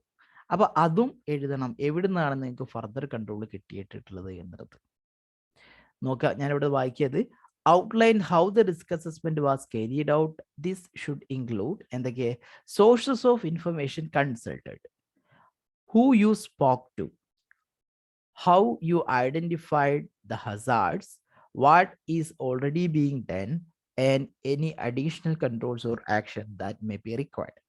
ഇത്രയും കാര്യങ്ങൾ എങ്ങനെയാണ് ഐഡന്റിഫൈ ചെയ്തത് എന്നുള്ളത് നോക്കാം. Before starting the risk assessment, I have gained sufficient information from the sources like International Codes and Convention for Health and Safety in Construction, ILO guidelines ആണത്. The list of ILO guidelines in health and safety at workplace which I referred are listed below. ILOയുടെ ഒരുപാട് ഗൈഡ്ലൈൻസുകൾ നിങ്ങൾക്ക് കാണാനായിട്ട് പറ്റും. ILOയുടെ convention ആണ് convention 167 in health and safety in construction. Health and safety കൺസ്ട്രക്ഷനെ കുറിച്ച് പറയുന്ന കൺവെൻഷൻ ആണ്. റെക്കമെൻഡേഷൻ ആണ് റെക്കമെൻഡേഷൻ 175. അതിനു പുറമെ കോഡ് ഓഫ് പ്രാക്ടീസ് ഉണ്ട് കൺസ്ട്രക്ഷന്റെ. ആ കോഡ് ഓഫ് പ്രാക്ടീസിലും ഒരുപാട് കാര്യങ്ങൾ പറയുന്നുണ്ട്. അപ്പോ ഇത് നിങ്ങൾക്ക് എങ്ങനെയാണ് കിട്ടുക? ഈ കാര്യങ്ങളൊക്കെ എവിടുന്നാ കിട്ടുക? നിങ്ങൾക്ക് ILOയുടെ ഗൈഡ് ലൈൻസ് ഏത് തന്നെ ആണെങ്കിലും ഒരുപാട് ഗൈഡ് ലൈൻസ് നിങ്ങൾക്ക് ഇവിടെ ഉപയോഗിക്കാനായിട്ട് പറ്റും. ഞാൻ കാണിച്ചു തരാം, ഒരു ലിസ്റ്റ് ഞാൻ നിങ്ങൾക്ക് ഷെയർ ചെയ്യാം. ആ ലിസ്റ്റ് നിങ്ങൾക്ക് ഇവിടെ പറയാൻ പറ്റും. ഞാൻ ഇത് നോക്കി അത് നോക്കി എന്നുള്ളത് പറയാൻ പറ്റും. റെലവൻ്റ് ആയിട്ടുള്ള ILOയുടെ ഗൈഡ് ലൈൻസിന്റെ ലിസ്റ്റ് ഞാൻ അയച്ചു തരാം. അതുപോലെ തന്നെ the building and other construction workers BOSW act, ഇത് കൺട്രി ലോ ആണ്, ഇന്ത്യൻ ലോ ആണ്. അതുപോലെ തന്നെ ISOയുടെ 9001 മാനേജ്മെന്റ് സിസ്റ്റം, ഇതും റെഫർ ചെയ്തിട്ടുണ്ട്. ഏതായാലും ഈ ഡോക്യുമെന്റ്സുകളൊക്കെയാണ് ആദ്യമായിട്ട് കൺസൾട്ട് ചെയ്തിട്ടുള്ളത്. Then after that I have interviewed with the workers from the construction site and examined the work site carefully. I have also interviewed the managers, supervisors to get an idea about the health and safety exercises at the site. They all gave me feedback for my interview. The hazard, all these helped me to find out the common hazards and current controls in the work site and the hazards which are ignored in the visual examination of the construction site. I have also reviewed the current control measures implemented in the work site and evaluated the intended outcome by inspecting the site meticulously. നിങ്ങൾ ഒരു കാര്യം കൂടി clear ആക്കി എഴുതാൻ പറ്റും ഇവിടെ, എന്ത് work site inspection നടത്തി എന്നുള്ളത്. ഇവിടെ ഇൻഡയറക്റ്റ് ആയിട്ട് പറഞ്ഞിട്ടുണ്ട് visual examination of the site. നിങ്ങൾ കറക്റ്റ് ആയിട്ട് തന്നെ I observed the work place എന്നുള്ളത് ക്ലിയർ കട്ട് ആക്കി എഴുതാം. Aside from these action, I have referred the records and documents in the site. The records include legal data, accident or incident log, first aid records, audit reports, training data, staff turnover records, PTW records, machine maintenance log, absenteeism records, etc. After completing the site inspection, referring of the document and legal guidelines, I came at a conclusion that there are drawbacks in the existing control measures. I have decided to propose further control measures to control the hazards in the construction site by referring various convention, recommendation, and code of practice like Convention 167. Convention 167 പോലത്തെ ഒരുപാട് document നോക്കിയിട്ടാണ് ഞാൻ further കൺട്രോൾസും കണ്ടെത്തിയത്. നിങ്ങൾക്ക് ഇവിടെ കുറച്ചും കൂടി further controls കണ്ടെത്തിയ ഡോക്യുമെന്റ്സ് എഴുതാം. ഇവിടെയും കുറച്ചുകൂടെ ഒക്കെ ഡോക്യുമെന്റ് ലീഗൽ റിക്വയർമെന്റ്സുകളൊക്കെ നിങ്ങൾ റെഫർ ചെയ്തിട്ടുണ്ട് വർക്ക് സൈറ്റിലേക്ക് കടക്കുന്നതിന് മുമ്പ് എന്നുള്ളതും എഴുതാനായിട്ട് പറ്റും. ഇങ്ങനെയാണ് നിങ്ങൾ പാർട്ട് 1 കംപ്ലീറ്റ് ആക്കേണ്ടത്. ഈ കൺവെൻഷൻ 167 നിങ്ങൾക്ക് എങ്ങനെ കിട്ടും? ജസ്റ്റ് ഗൂഗിൾ ചെയ്താൽ നിങ്ങൾക്ക് കൺവെൻഷൻ 167 കിട്ടും.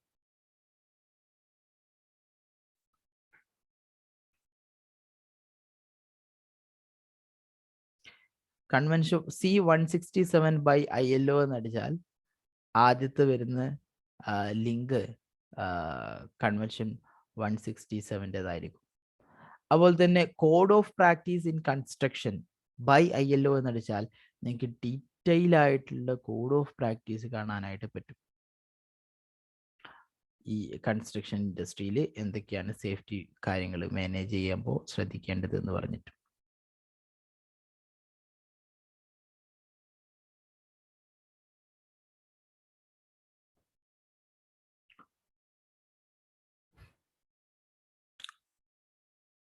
ഇങ്ങനെയാണ് പാർട്ട് 1 ചെയ്യേണ്ടത്. ഓക്കെ, പിന്നെ വേറൊരു കാര്യം ഞാൻ പറയാൻ വിട്ടുപോയി. അതായത് ഒരു വളരെ പ്രധാനപ്പെട്ട കാര്യമാണ്. നിങ്ങൾ ഇങ്ങനെ ആയിരിക്കും ടെംപ്ലേറ്റ് ഡൗൺലോഡ് ചെയ്യുമ്പോൾ ഉണ്ടാവുക. ഇങ്ങനെ ആയിരിക്കും ഉണ്ടാവുക. ഈ ടെംപ്ലേറ്റ് ഡൗൺലോഡ് ചെയ്ത് നിങ്ങൾ ഒരു കാര്യം എഴുതി, ഇപ്പം name of the organisation ABC private limited, ഇത് നിങ്ങൾ ടൈപ്പ് ചെയ്തു, ദെൻ നിങ്ങളത് സേവ് ചെയ്തു, കൺട്രോൾ എസ്, സേവ് ആയി. ഇനി നിങ്ങൾ വേണ്ട ABC വേണ്ട, നിങ്ങൾ പേര് മാറ്റാൻ തീരുമാനിച്ചു, XYZ പ്രൈവറ്റ് ലിമിറ്റഡ്, ഇങ്ങനെ പേര് മാറ്റി. ഓക്കെ, ഇപ്പോൾ ഇവിടെ വലിയ പ്രശ്നങ്ങളൊന്നുമില്ല. കാര്യം ഇവിടെ ഒരു ട്രാക്ക് ചേഞ്ച് എന്നുള്ളൊരു പോയിന്റ് ഉണ്ട്. ഈ ട്രാക്ക് ചേഞ്ചിൽ നോ സിമ്പിൾ മാർക്കപ്പ് എന്നുള്ളതാണ് വന്നത്, അതുകൊണ്ട് അങ്ങനെ വന്നത്. ഇപ്പോൾ ഇവിടെ ഓൾ മാർക്കപ്പ് എന്ന് കാണിച്ചാൽ നിങ്ങൾക്ക് ഇവിടെ കാണാൻ പറ്റും എന്ത്, നിങ്ങൾ നേരത്തെ ABC അടിച്ചിരുന്നു, ഇപ്പോൾ XYZ ആയി. ഇപ്പം ചില ആളുകളുടെ ടെംപ്ലേറ്റ് ഡൗൺലോഡ് ചെയ്യുന്ന സമയത്ത് ഇങ്ങനെ ആയിരിക്കും ഉണ്ടാവുക. അതായത് നിങ്ങളൊരു സാധനം സേവ് ചെയ്തത്, ആ നേരത്തെ സേവ് ചെയ്ത സാധനം എന്തായിരുന്നു എന്ന് എക്സാമിനർക്ക് കാണാൻ പറ്റും. നിങ്ങൾ എന്താണ് എഡിറ്റ് ചെയ്തത് എന്നും എക്സാമിനർക്ക് കാണാനായിട്ട് പറ്റും. ഇപ്പൊ നിങ്ങൾ ഒരു ആളുടെ കാര്യം കോപ്പി അടിച്ചു, ബാംഗ്ലൂർ എന്ന് കോപ്പി അടിച്ചു, ദെൻ സേവ് ചെയ്തു. പിന്നെ നിങ്ങൾ മനസ്സിലാക്കി വേണ്ട, അയാളത് ബാംഗ്ലൂർ തന്നെയാണ്, അപ്പോൾ ഡിലീറ്റ് ചെയ്തു. ഡിലീറ്റ് ചെയ്തത് നിങ്ങൾ ചെന്നൈ എന്നടിച്ചു വർക്ക് സൈറ്റ്. നിങ്ങൾ നേരത്തെ എന്താണ് അടിച്ചത് അത് ഇവിടെ ഉണ്ട്, ബാംഗ്ലൂർ. ഓക്കെ, അത് എല്ലാ ആക്ഷൻസും നിങ്ങളുടെ എല്ലാ എന്ത് ചേഞ്ചസുകളും ഇത് ട്രാക്ക് ചെയ്യും. ഓക്കെ, നിങ്ങൾ എൻ്റർ അടിച്ചാലും നിങ്ങൾ ഡിലീറ്റ് അടിച്ചാലും നിങ്ങൾ കോപ്പി ചെയ്താലും നിങ്ങൾ പേസ്റ്റ് ചെയ്താലും അങ്ങനെ ആയിരിക്കും ടെംപ്ലേറ്റ് ഉണ്ടാവുക. അപ്പോൾ അത് ഒഴിവാക്കാനായിട്ട് നിങ്ങൾ നേരെ റിവ്യൂവിൽ പോവുക, എന്നിട്ട് ട്രാക്ക് ചേഞ്ച് എന്നുള്ള ആദ്യം ഈ സിമ്പിൾ മാർക്കപ്പ് എന്നുള്ള ആ ഓൾ മാർക്കപ്പ് സിമ്പിൾ മാർക്കപ്പ് എന്നുള്ളിടത്തൊക്കെ നോ മാർക്കപ്പ് അടിക്കുക, ട്രാക്ക് ചേഞ്ച് ഓഫ് ചെയ്തിട്ട് ഡിസേബിൾ ചെയ്തിട്ട്. ഓക്കെ, ഇപ്പോൾ ട്രാക്ക് ചേഞ്ച് ഓഫ് ആയിട്ട് കിടക്കുകയാണ്. ഓക്കെ, ഇത് നിൽക്കുമ്പോഴാണ് ട്രാക്ക് ചേഞ്ച് ഓൺ ആവുന്നത്, ഒരു കളർ വേരിയേഷൻ നിങ്ങൾക്ക് കാണാൻ പറ്റും. ദെൻ അത് ഓഫ് ആക്കിയിട്ട് നോ മാർക്കപ്പ് അടിക്കുക, ദെൻ യു ആർ സേഫ്. ഇപ്പൊ നിങ്ങൾക്ക് ഒന്നും അവർക്ക് എന്ത് ചെയ്യാൻ പറ്റില്ല, നിങ്ങൾ എന്താണ് എഡിറ്റ് ചെയ്തതെന്ന് കാണാൻ പറ്റില്ല. ഓക്കെ, ഇനി ഇത് മാത്രമല്ല നിങ്ങൾ ചെയ്യേണ്ടത്, ഈ വേർഡ് ഫയൽ അല്ല PDF ഫയലാണ് നിങ്ങൾ സബ്മിറ്റ് ചെയ്യേണ്ടത്. അതുകൊണ്ട് തന്നെ നിങ്ങൾ PDF ആക്കിയിട്ട് വേണം, PDF ആക്കി കൺവേർട്ട് ചെയ്യണം. അതോടുകൂടി നിങ്ങൾ 100% സേഫ് ആയി. പിന്നെ നിങ്ങൾ ചേഞ്ചസുകളൊന്നും എക്സാമിനർക്ക് ട്രാക്ക് ചെയ്യാൻ പറ്റില്ല. ഓക്കെ, പിന്നെ പഴയ കാൻഡിഡേറ്റ്സ് തരുന്ന ടെംപ്ലേറ്റ്സുകളൊന്നും ഉപയോഗിക്കരുത്. ഒന്നില്ലെങ്കിൽ ഇൻസ്റ്റിറ്റ്യൂട്ട് നിങ്ങൾക്ക് പുതിയതായിട്ട് തന്നിട്ടുള്ള ടെംപ്ലേറ്റ്സ് ഉപയോഗിക്കുക, അല്ലെങ്കിൽ നിങ്ങൾ ഞാൻ ഈ കാണിച്ച പോലെ നിബോഷിന്റെ വെബ്സൈറ്റിൽ പോയി ഡൗൺലോഡ് ചെയ്യുക. പഴയ ടെംപ്ലേറ്റ് ഉപയോഗിച്ചാൽ, പഴയ കാൻഡിഡേറ്റ്സ് ഉപയോഗിച്ച ടെംപ്ലേറ്റ് ഒരു പക്ഷേ ഇപ്പോൾ അപ്ഡേറ്റ് ആയിട്ടുണ്ടായിരിക്കാം. നിബോഷ് എല്ലാ കാര്യങ്ങളും അപ്ഡേറ്റ് ചെയ്യുന്ന, നിങ്ങൾ കുറച്ച് മുമ്പുള്ള കാൻഡിഡേറ്റ്സ് തന്ന ടെംപ്ലേറ്റ് ഉപയോഗിച്ചാൽ അത് ഔട്ട്ഡേറ്റഡ് ആയിട്ടുണ്ടാകും. ഓക്കെ, സോ ആ കാര്യം കൂടെ ശ്രദ്ധിക്കുക. എന്തെങ്കിലും ഡൗട്ട് ഉണ്ടോ ഈ ഒന്നാമത്തെ പാർട്ടിൽ? ഒന്നാമത്തെ പാർട്ട് എങ്ങനെ ചെയ്യണം എന്നുള്ളത്?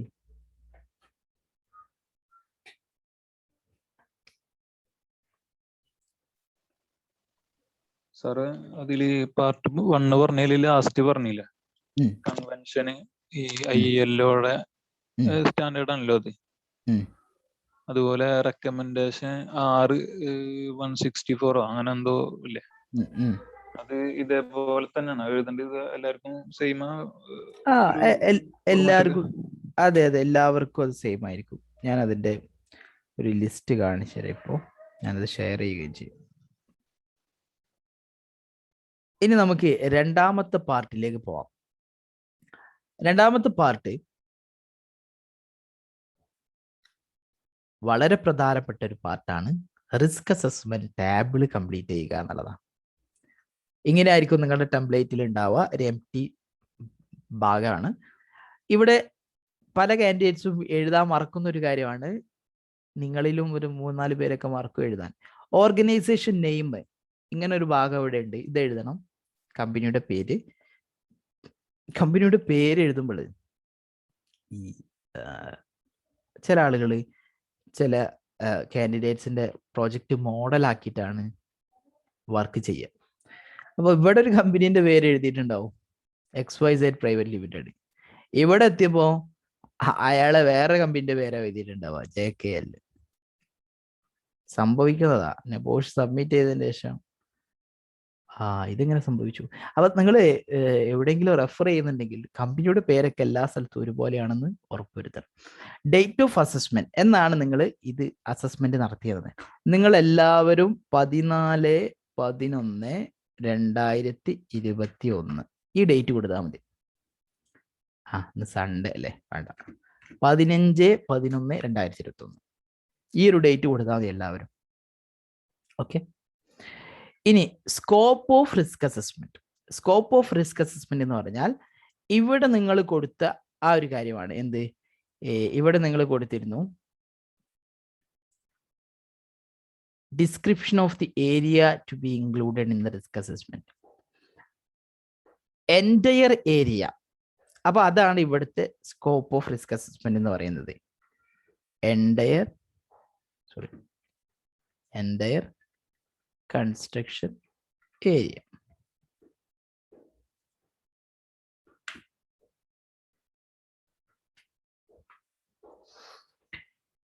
ഇനി ഈ ടാബിൾ ഫില്ല് ചെയ്യണം. ഈ ടാബിൾ ഫില്ല് ചെയ്യുന്ന സമയത്ത് വളരെ കെയർഫുൾ ആയിരിക്കണം. ആദ്യം ഇവിടെ നോക്കാൻ എന്തൊക്കെയുണ്ട്. ഹസാർഡ് കാറ്റഗറി ഉണ്ട് ആൻഡ് ഹസാർഡ്. ഹസാർഡ് ഉണ്ട്. ഇത് രണ്ട് കാര്യങ്ങളാണ്. ഹസാർഡ് കാറ്റഗറി ഒന്നാണ്, ഹസാർഡ് മറ്റൊന്നാണ്. ഹൂ മൈറ്റ് ബി ഹാംഡ് ഉണ്ട് ആൻഡ് ഹൗ. ഇത് രണ്ട് കാര്യങ്ങളാണ്. ആർക്കൊക്കെയാണ് ഹാം ഉണ്ടാവുന്നത്, എങ്ങനെയാണ് ഹാം ഉണ്ടാവുന്നത്. Then what are you already doing, current controls എന്താണ്. What further controls or actions are required, എന്താണ് ഫർദർ കൺട്രോൾസ് വേണ്ടത്, എന്തൊക്കെയാണ് ഫർദർ കൺട്രോൾസ് വേണ്ടത്. Time scales for further actions to be completed within that time period. അതായത് ഓരോ further കൺട്രോൾസിനും നമ്മൾ എന്ത് ചെയ്യണം, അത് ആ ഫർദർ കൺട്രോൾ വർക്ക് പേജിൽ എത്ര സമയം കൊണ്ട് ചെയ്യണമെന്ന് പറയണം. അപ്പോൾ ഇതിന് responsible persons job title, responsible persons എന്നാണ്. അതായത് റെസ്പോൺസിബിൾ ആയ ഒരാളുടെ പേര്. അതായത് ഈ ഒരു ജോലി ഇപ്പൊ ഒരു ഫർദർ കൺട്രോൾ പറഞ്ഞു, ആ ഫർദർ കൺട്രോളിന് നിങ്ങളൊരു 1 month ടൈം സ്കെയിൽ കൊടുത്തു. അപ്പൊ ഈ ഫർദർ കൺട്രോൾ ചെയ്ത് തീർക്കേണ്ടത് ആരാണ്, അതാണ് ഈ കോളത്തിൽ എഴുതേണ്ടത്. അപ്പൊ ഒരു ഫർദർ കൺട്രോൾ അല്ല ഉണ്ടാവുക, ചിലപ്പോൾ ഒരു 7-8 ഫർദർ കൺട്രോൾ ഉണ്ടാവും. ഈ 7-8 ഫർദർ കൺട്രോളിന് അത്രയും തന്നെ ടൈം സ്കെയിലും വേണം, ഓരോന്നിനും കറസ്പോണ്ടന്റ് ആയിട്ട്. ഓരോ ഫർദർ കൺട്രോളിലും ഓരോ റെസ്പോൺസിബിൾ പേഴ്സണെയും എഴുതണം. ഓക്കെ, ഇങ്ങനെയാണ് ഇത് കംപ്ലീറ്റ് ചെയ്യേണ്ടത്. അപ്പോ എന്താ ഈ ഹസാർഡ് കാറ്റഗറി എന്ന് പറഞ്ഞാൽ? ഹസാർഡ് കാറ്റഗറി, നമുക്ക് ഡിഫറെന്റ് ഹസാർഡ്സുകളെ കുറിച്ച് അറിയാം, സേഫ്റ്റി ഹസാർഡ്, ഹെൽത്ത് ഹസാർഡ് എന്നൊക്കെ അല്ലേ. അത് നിങ്ങൾ IG1 ഒതുക്കി വെക്കുക, ആ ഒരു നോളജ്.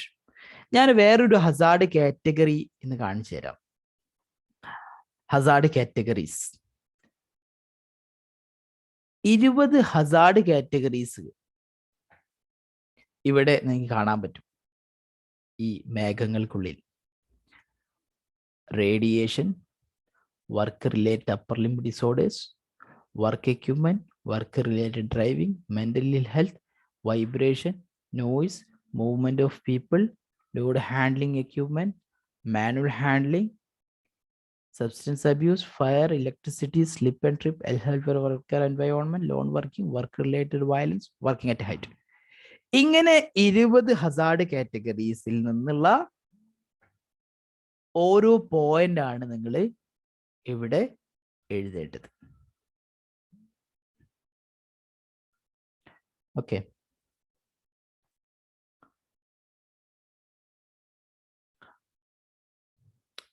നമുക്ക് ചെറിയൊരു ബ്രേക്ക് എടുക്കാം. അപ്പോൾ രണ്ടാമത്തെ എലമെന്റിൽ ഹസാർഡ് കാറ്റഗറീസ് എഴുതേണ്ടത് ഞാൻ നേരത്തെ കാണിച്ച 20 ഹസാർഡ് കാറ്റഗറീസ് എന്നായിരിക്കണം. ഈ 20 ഹസാർഡ് കാറ്റഗറീസ് നമ്മൾ എങ്ങനെ പഠിക്കുക, നമുക്ക് എങ്ങനെ അറിയാൻ പറ്റുക? ഇനി IG2 5 മുതൽ ഉള്ള എലമെന്റ്സുകൾ, 5 മുതൽ 11 വരെയുള്ള എലമെന്റ്സുകൾ ഡിസ്കസ് ചെയ്യുന്നത് ഈ 20 ഹസാർഡ് കാറ്റഗറീസുകളാണ്. ഓക്കെ, ഞാൻ കാണിച്ചു തരാം ഒന്നുകൂടെ ആ ഹസാർഡ് കാറ്റഗറീസ് ഓരോ എലമെന്റ് വൈസ് ആയിട്ട്. 5ാമത്തെ എലമെന്റിൽ നമ്മൾ ഈ 6 ഹസാർഡ് കാറ്റഗറീസ് പഠിക്കും. Noise, vibration, radiation, mental health, work related violence, substance abuse, ഇങ്ങനെ ഹസാർഡ് കാറ്റഗറീസ് പഠിക്കും. 6ാമത്തതിൽ work related upper limb disorders, manual handling, load handling equipment എന്ന് പറഞ്ഞാൽ 6ാമത്തെ എലമെന്റിൽ പഠിക്കും. 7ാമത്തെ എലമെന്റിൽ ഹസാർഡ് സബ്സ്റ്റൻസസ് എന്ന് പറഞ്ഞ ഹസാർഡ് കാറ്റഗറി പഠിക്കും. 8ാമത്തെ എലമെന്റിൽ ഒരുപാട് ഹസാർഡ് കാറ്റഗറീസ് പഠിക്കും. 9ാമത്തെ എലമെന്റിൽ വർക്ക് എക്യുപ്മെന്റ്, 10ൽ ഫയർ, 11ൽ ഇലക്ട്രിസിറ്റി. അങ്ങനെ 20 ഹസാർഡ് കാറ്റഗറീസ് നമ്മൾ വരും ക്ലാസ്സുകളിൽ ഡിസ്കസ് ചെയ്യും. അപ്പോ ഈ ഹസാർഡ് കാറ്റഗറീസ് നമ്മുടെ റിസ്ക് അസസ്മെന്റ് ടേബിളിൽ ഉണ്ടായിരിക്കണം. റിസ്ക് അസസ്മെന്റ് ടേബിളിൽ എഴുതുമ്പോൾ 13 ഹസാർഡ് കാറ്റഗറീസ് എഴുതണം. അല്ലെങ്കിൽ നിങ്ങൾ 10 എഴുതണമാണ് ഗൈഡ് പറയുന്നത്. ഞാൻ റെക്കമെൻഡ് ചെയ്തത് നിങ്ങൾ മിനിമം 12 ഹസാർഡ് കാറ്റഗറീസ് എഴുതണം. 13 എഴുതിയാൽ ഓക്കെ, ബട്ട് 12ൽ കുറയരുത്. 12 ഹസാർഡ് കാറ്റഗറീസ് ഇവിടെ ഇങ്ങനെ ഇതാ 12 റോസ് നിങ്ങൾക്ക് ഇവിടെ കാണാൻ പറ്റും എം ടി ആയിട്ട്. അങ്ങനെ ഈ 13 ഉണ്ടാകും ഇതിൽ ഒന്ന് ഡിലീറ്റ് ചെയ്താൽ മതി. നിങ്ങൾ 12 എഴുതുന്നെങ്കിൽ അവസാനത്തേത് ഡിലീറ്റ് ചെയ്താൽ മതി. അപ്പോ ഇങ്ങനെ 12 ഹസാർഡ് കാറ്റഗറീസ് നിങ്ങൾ എഴുതണം. ഈ ഹസാർഡ് കാറ്റഗറി എഴുതുമ്പോൾ ഒരു കാര്യം കൂടി ശ്രദ്ധിക്കണം. മിനിമം 5 ഡിഫറെന്റ് ഹസാർഡ് കാറ്റഗറീസ് ഉണ്ടായിരിക്കണം. മിനിമം 5 ഡിഫറെന്റ് ഹസാർഡ് കാറ്റഗറീസ് ഉണ്ടായിരിക്കണം. അതായത് നിങ്ങൾക്ക് ഒന്നുകിൽ നോയ്സ് ഹസാർഡ് എന്ന് പറഞ്ഞാൽ, നോയ്സ് എന്ന് പറഞ്ഞാൽ ഹസാർഡ് കാറ്റഗറിയാണ്. ഈ നോയ്സ് ഹസാർഡ് കാറ്റഗറിയിൽ തന്നെ നിങ്ങൾക്ക് എന്ത് ചെയ്യാൻ പറ്റും? 13 ഹസാർഡ് എഴുതാൻ പറ്റും. ഒറ്റ ഹസാർഡ് കാറ്റഗറിയിൽ 12 ഹസാർഡ് വേണമെങ്കിൽ എഴുതാൻ പറ്റും. നോയ്സിന്റെ സാധ്യത കുറവാണ്, എന്നാലും ഞാൻ ഒരു തിയറട്ടിക്കലി പറയാം, അങ്ങനെ എഴുത വേണമെങ്കിൽ. അതിപ്പോ ഇങ്ങനെ ഉണ്ടാവില്ല, എന്ത് വെള്ളത്തിൽ ജീവിക്കുന്ന 5 ജീവികളുടെ പേര് പറയാൻ പറഞ്ഞപ്പോ 2 മുതല 3 തവള എന്ന് പറഞ്ഞ പോലെ വെള്ളത്തിലും കരയിലും ജീവിക്കുന്ന ജീവികൾ. അങ്ങനെ നിങ്ങൾക്ക് എഴുതാൻ പറ്റും. നോയ്സ് ഒരു മെഷീൻ പറഞ്ഞു, ആ മെഷീന് നോയ്സ് ഉണ്ട്. വേറെ മെഷീൻ പറഞ്ഞു, അവിടുന്ന് നോയ്സ് ഉണ്ട്. ഡീസൽ ജനറേറ്റർ പറഞ്ഞു, അവിടുന്ന് നോയ്സ് ഉണ്ട്. ഡ്രില്ലിംഗ് മെഷീൻ എക്യുപ്മെന്റ് പറയുന്നു, അവിടുന്ന് നോയ്സ് ഉണ്ട്. അങ്ങനെ നിങ്ങൾ ഈ 13 ഹസാർഡ്സും ഒറ്റ ഹസാർഡ് കാറ്റഗറിയുടെ അണ്ടറിൽ എഴുതാൻ പറ്റും നിങ്ങൾക്ക്. പക്ഷെ നിങ്ങളത് ഫെയിലായി പോകും. മിനിമം 5 ഡിഫറെന്റ് ഹസാർഡ് കാറ്റഗറീസ് ഉണ്ടായിരിക്കണം. മിനിമം 5 ഡിഫറെന്റ് ഹസാർഡ് കാറ്റഗറീസ് ഉണ്ടായിരിക്കണം. ആ ഹസാർഡ് കാറ്റഗറിയുടെ അണ്ടറിൽ 13 ഹസാർഡ്സുകൾ ഉണ്ടായിരിക്കണം. എന്താ ഹസാർഡ് കാറ്റഗറിയും ഹസാർഡും തമ്മിലുള്ള വ്യത്യാസം? ഹസാർഡ് കാറ്റഗറി എന്ന് പറഞ്ഞാൽ ഞാനിപ്പോൾ കാണിച്ചു തന്നു, ആ രൂപത്തിലുള്ള കാര്യമാണ് ഹസാർഡ് കാറ്റഗറി എന്നുള്ളത്. നിങ്ങൾ കണ്ടു ഇത്, അല്ലെങ്കിൽ നിങ്ങൾ ഇത് രണ്ടും ഒന്ന് തന്നെയാണ്. അത് 5 എണ്ണം മിനിമം ഉണ്ടായിരിക്കണം. ഓക്കെ, വേറൊരു കണ്ടീഷനും കൂടെ ഞാൻ പറയാം. ഈ 5 എണ്ണം സെലക്ട് ചെയ്യുന്നത് നമ്മൾ 7 എലമെന്റിൽ നിന്നുള്ള 5 എണ്ണം ആയിരിക്കാം. നമ്മൾ 7 പാഠങ്ങളാണ് പഠിക്കാൻ പോകുന്നത് IG2-ൽ. ഇതിൽ ഓരോ പാഠത്തു നിന്നും മിനിമം ഒന്നെങ്കിലും അറ്റ്ലീസ്റ്റ് 5 ഡിഫറെന്റ് എലമെന്റ്സുകൾ കൂടെ നിങ്ങളുടെ പ്രോജക്റ്റിൽ ഉണ്ടായിരിക്കേണ്ടത് നല്ലതാണ്. കാര്യം ചില എക്സാമിനേഴ്സ് അങ്ങനെയും കമന്റ് ചെയ്യാറുണ്ട്. നിങ്ങൾ എക്സാമിന് ഫെയിൽ ആയി കഴിഞ്ഞാൽ നിങ്ങൾക്കൊരു ഫീഡ്ബാക്ക് കിട്ടും, എക്സാമിനേഴ്സ് ഫീഡ്ബാക്ക്. ഈ എക്സാമിനേഴ്സ് ഫീഡ്ബാക്ക് അതിൽ പറയുന്നുണ്ടാവും നിങ്ങൾ എവിടെയാണ് ഫെയിലായി പോയത് എന്നുള്ളത്. എക്സാമിനേഴ്സ് ചെക്ക് ചെയ്യുന്ന രീതിയെ മനസ്സിലാക്കാൻ വേണ്ടിയിട്ട് ഞാനൊരു കാൻഡിഡേറ്റിന്റെ ഫീഡ്ബാക്ക് ഫോം കാണിച്ചിട്ടാണ്.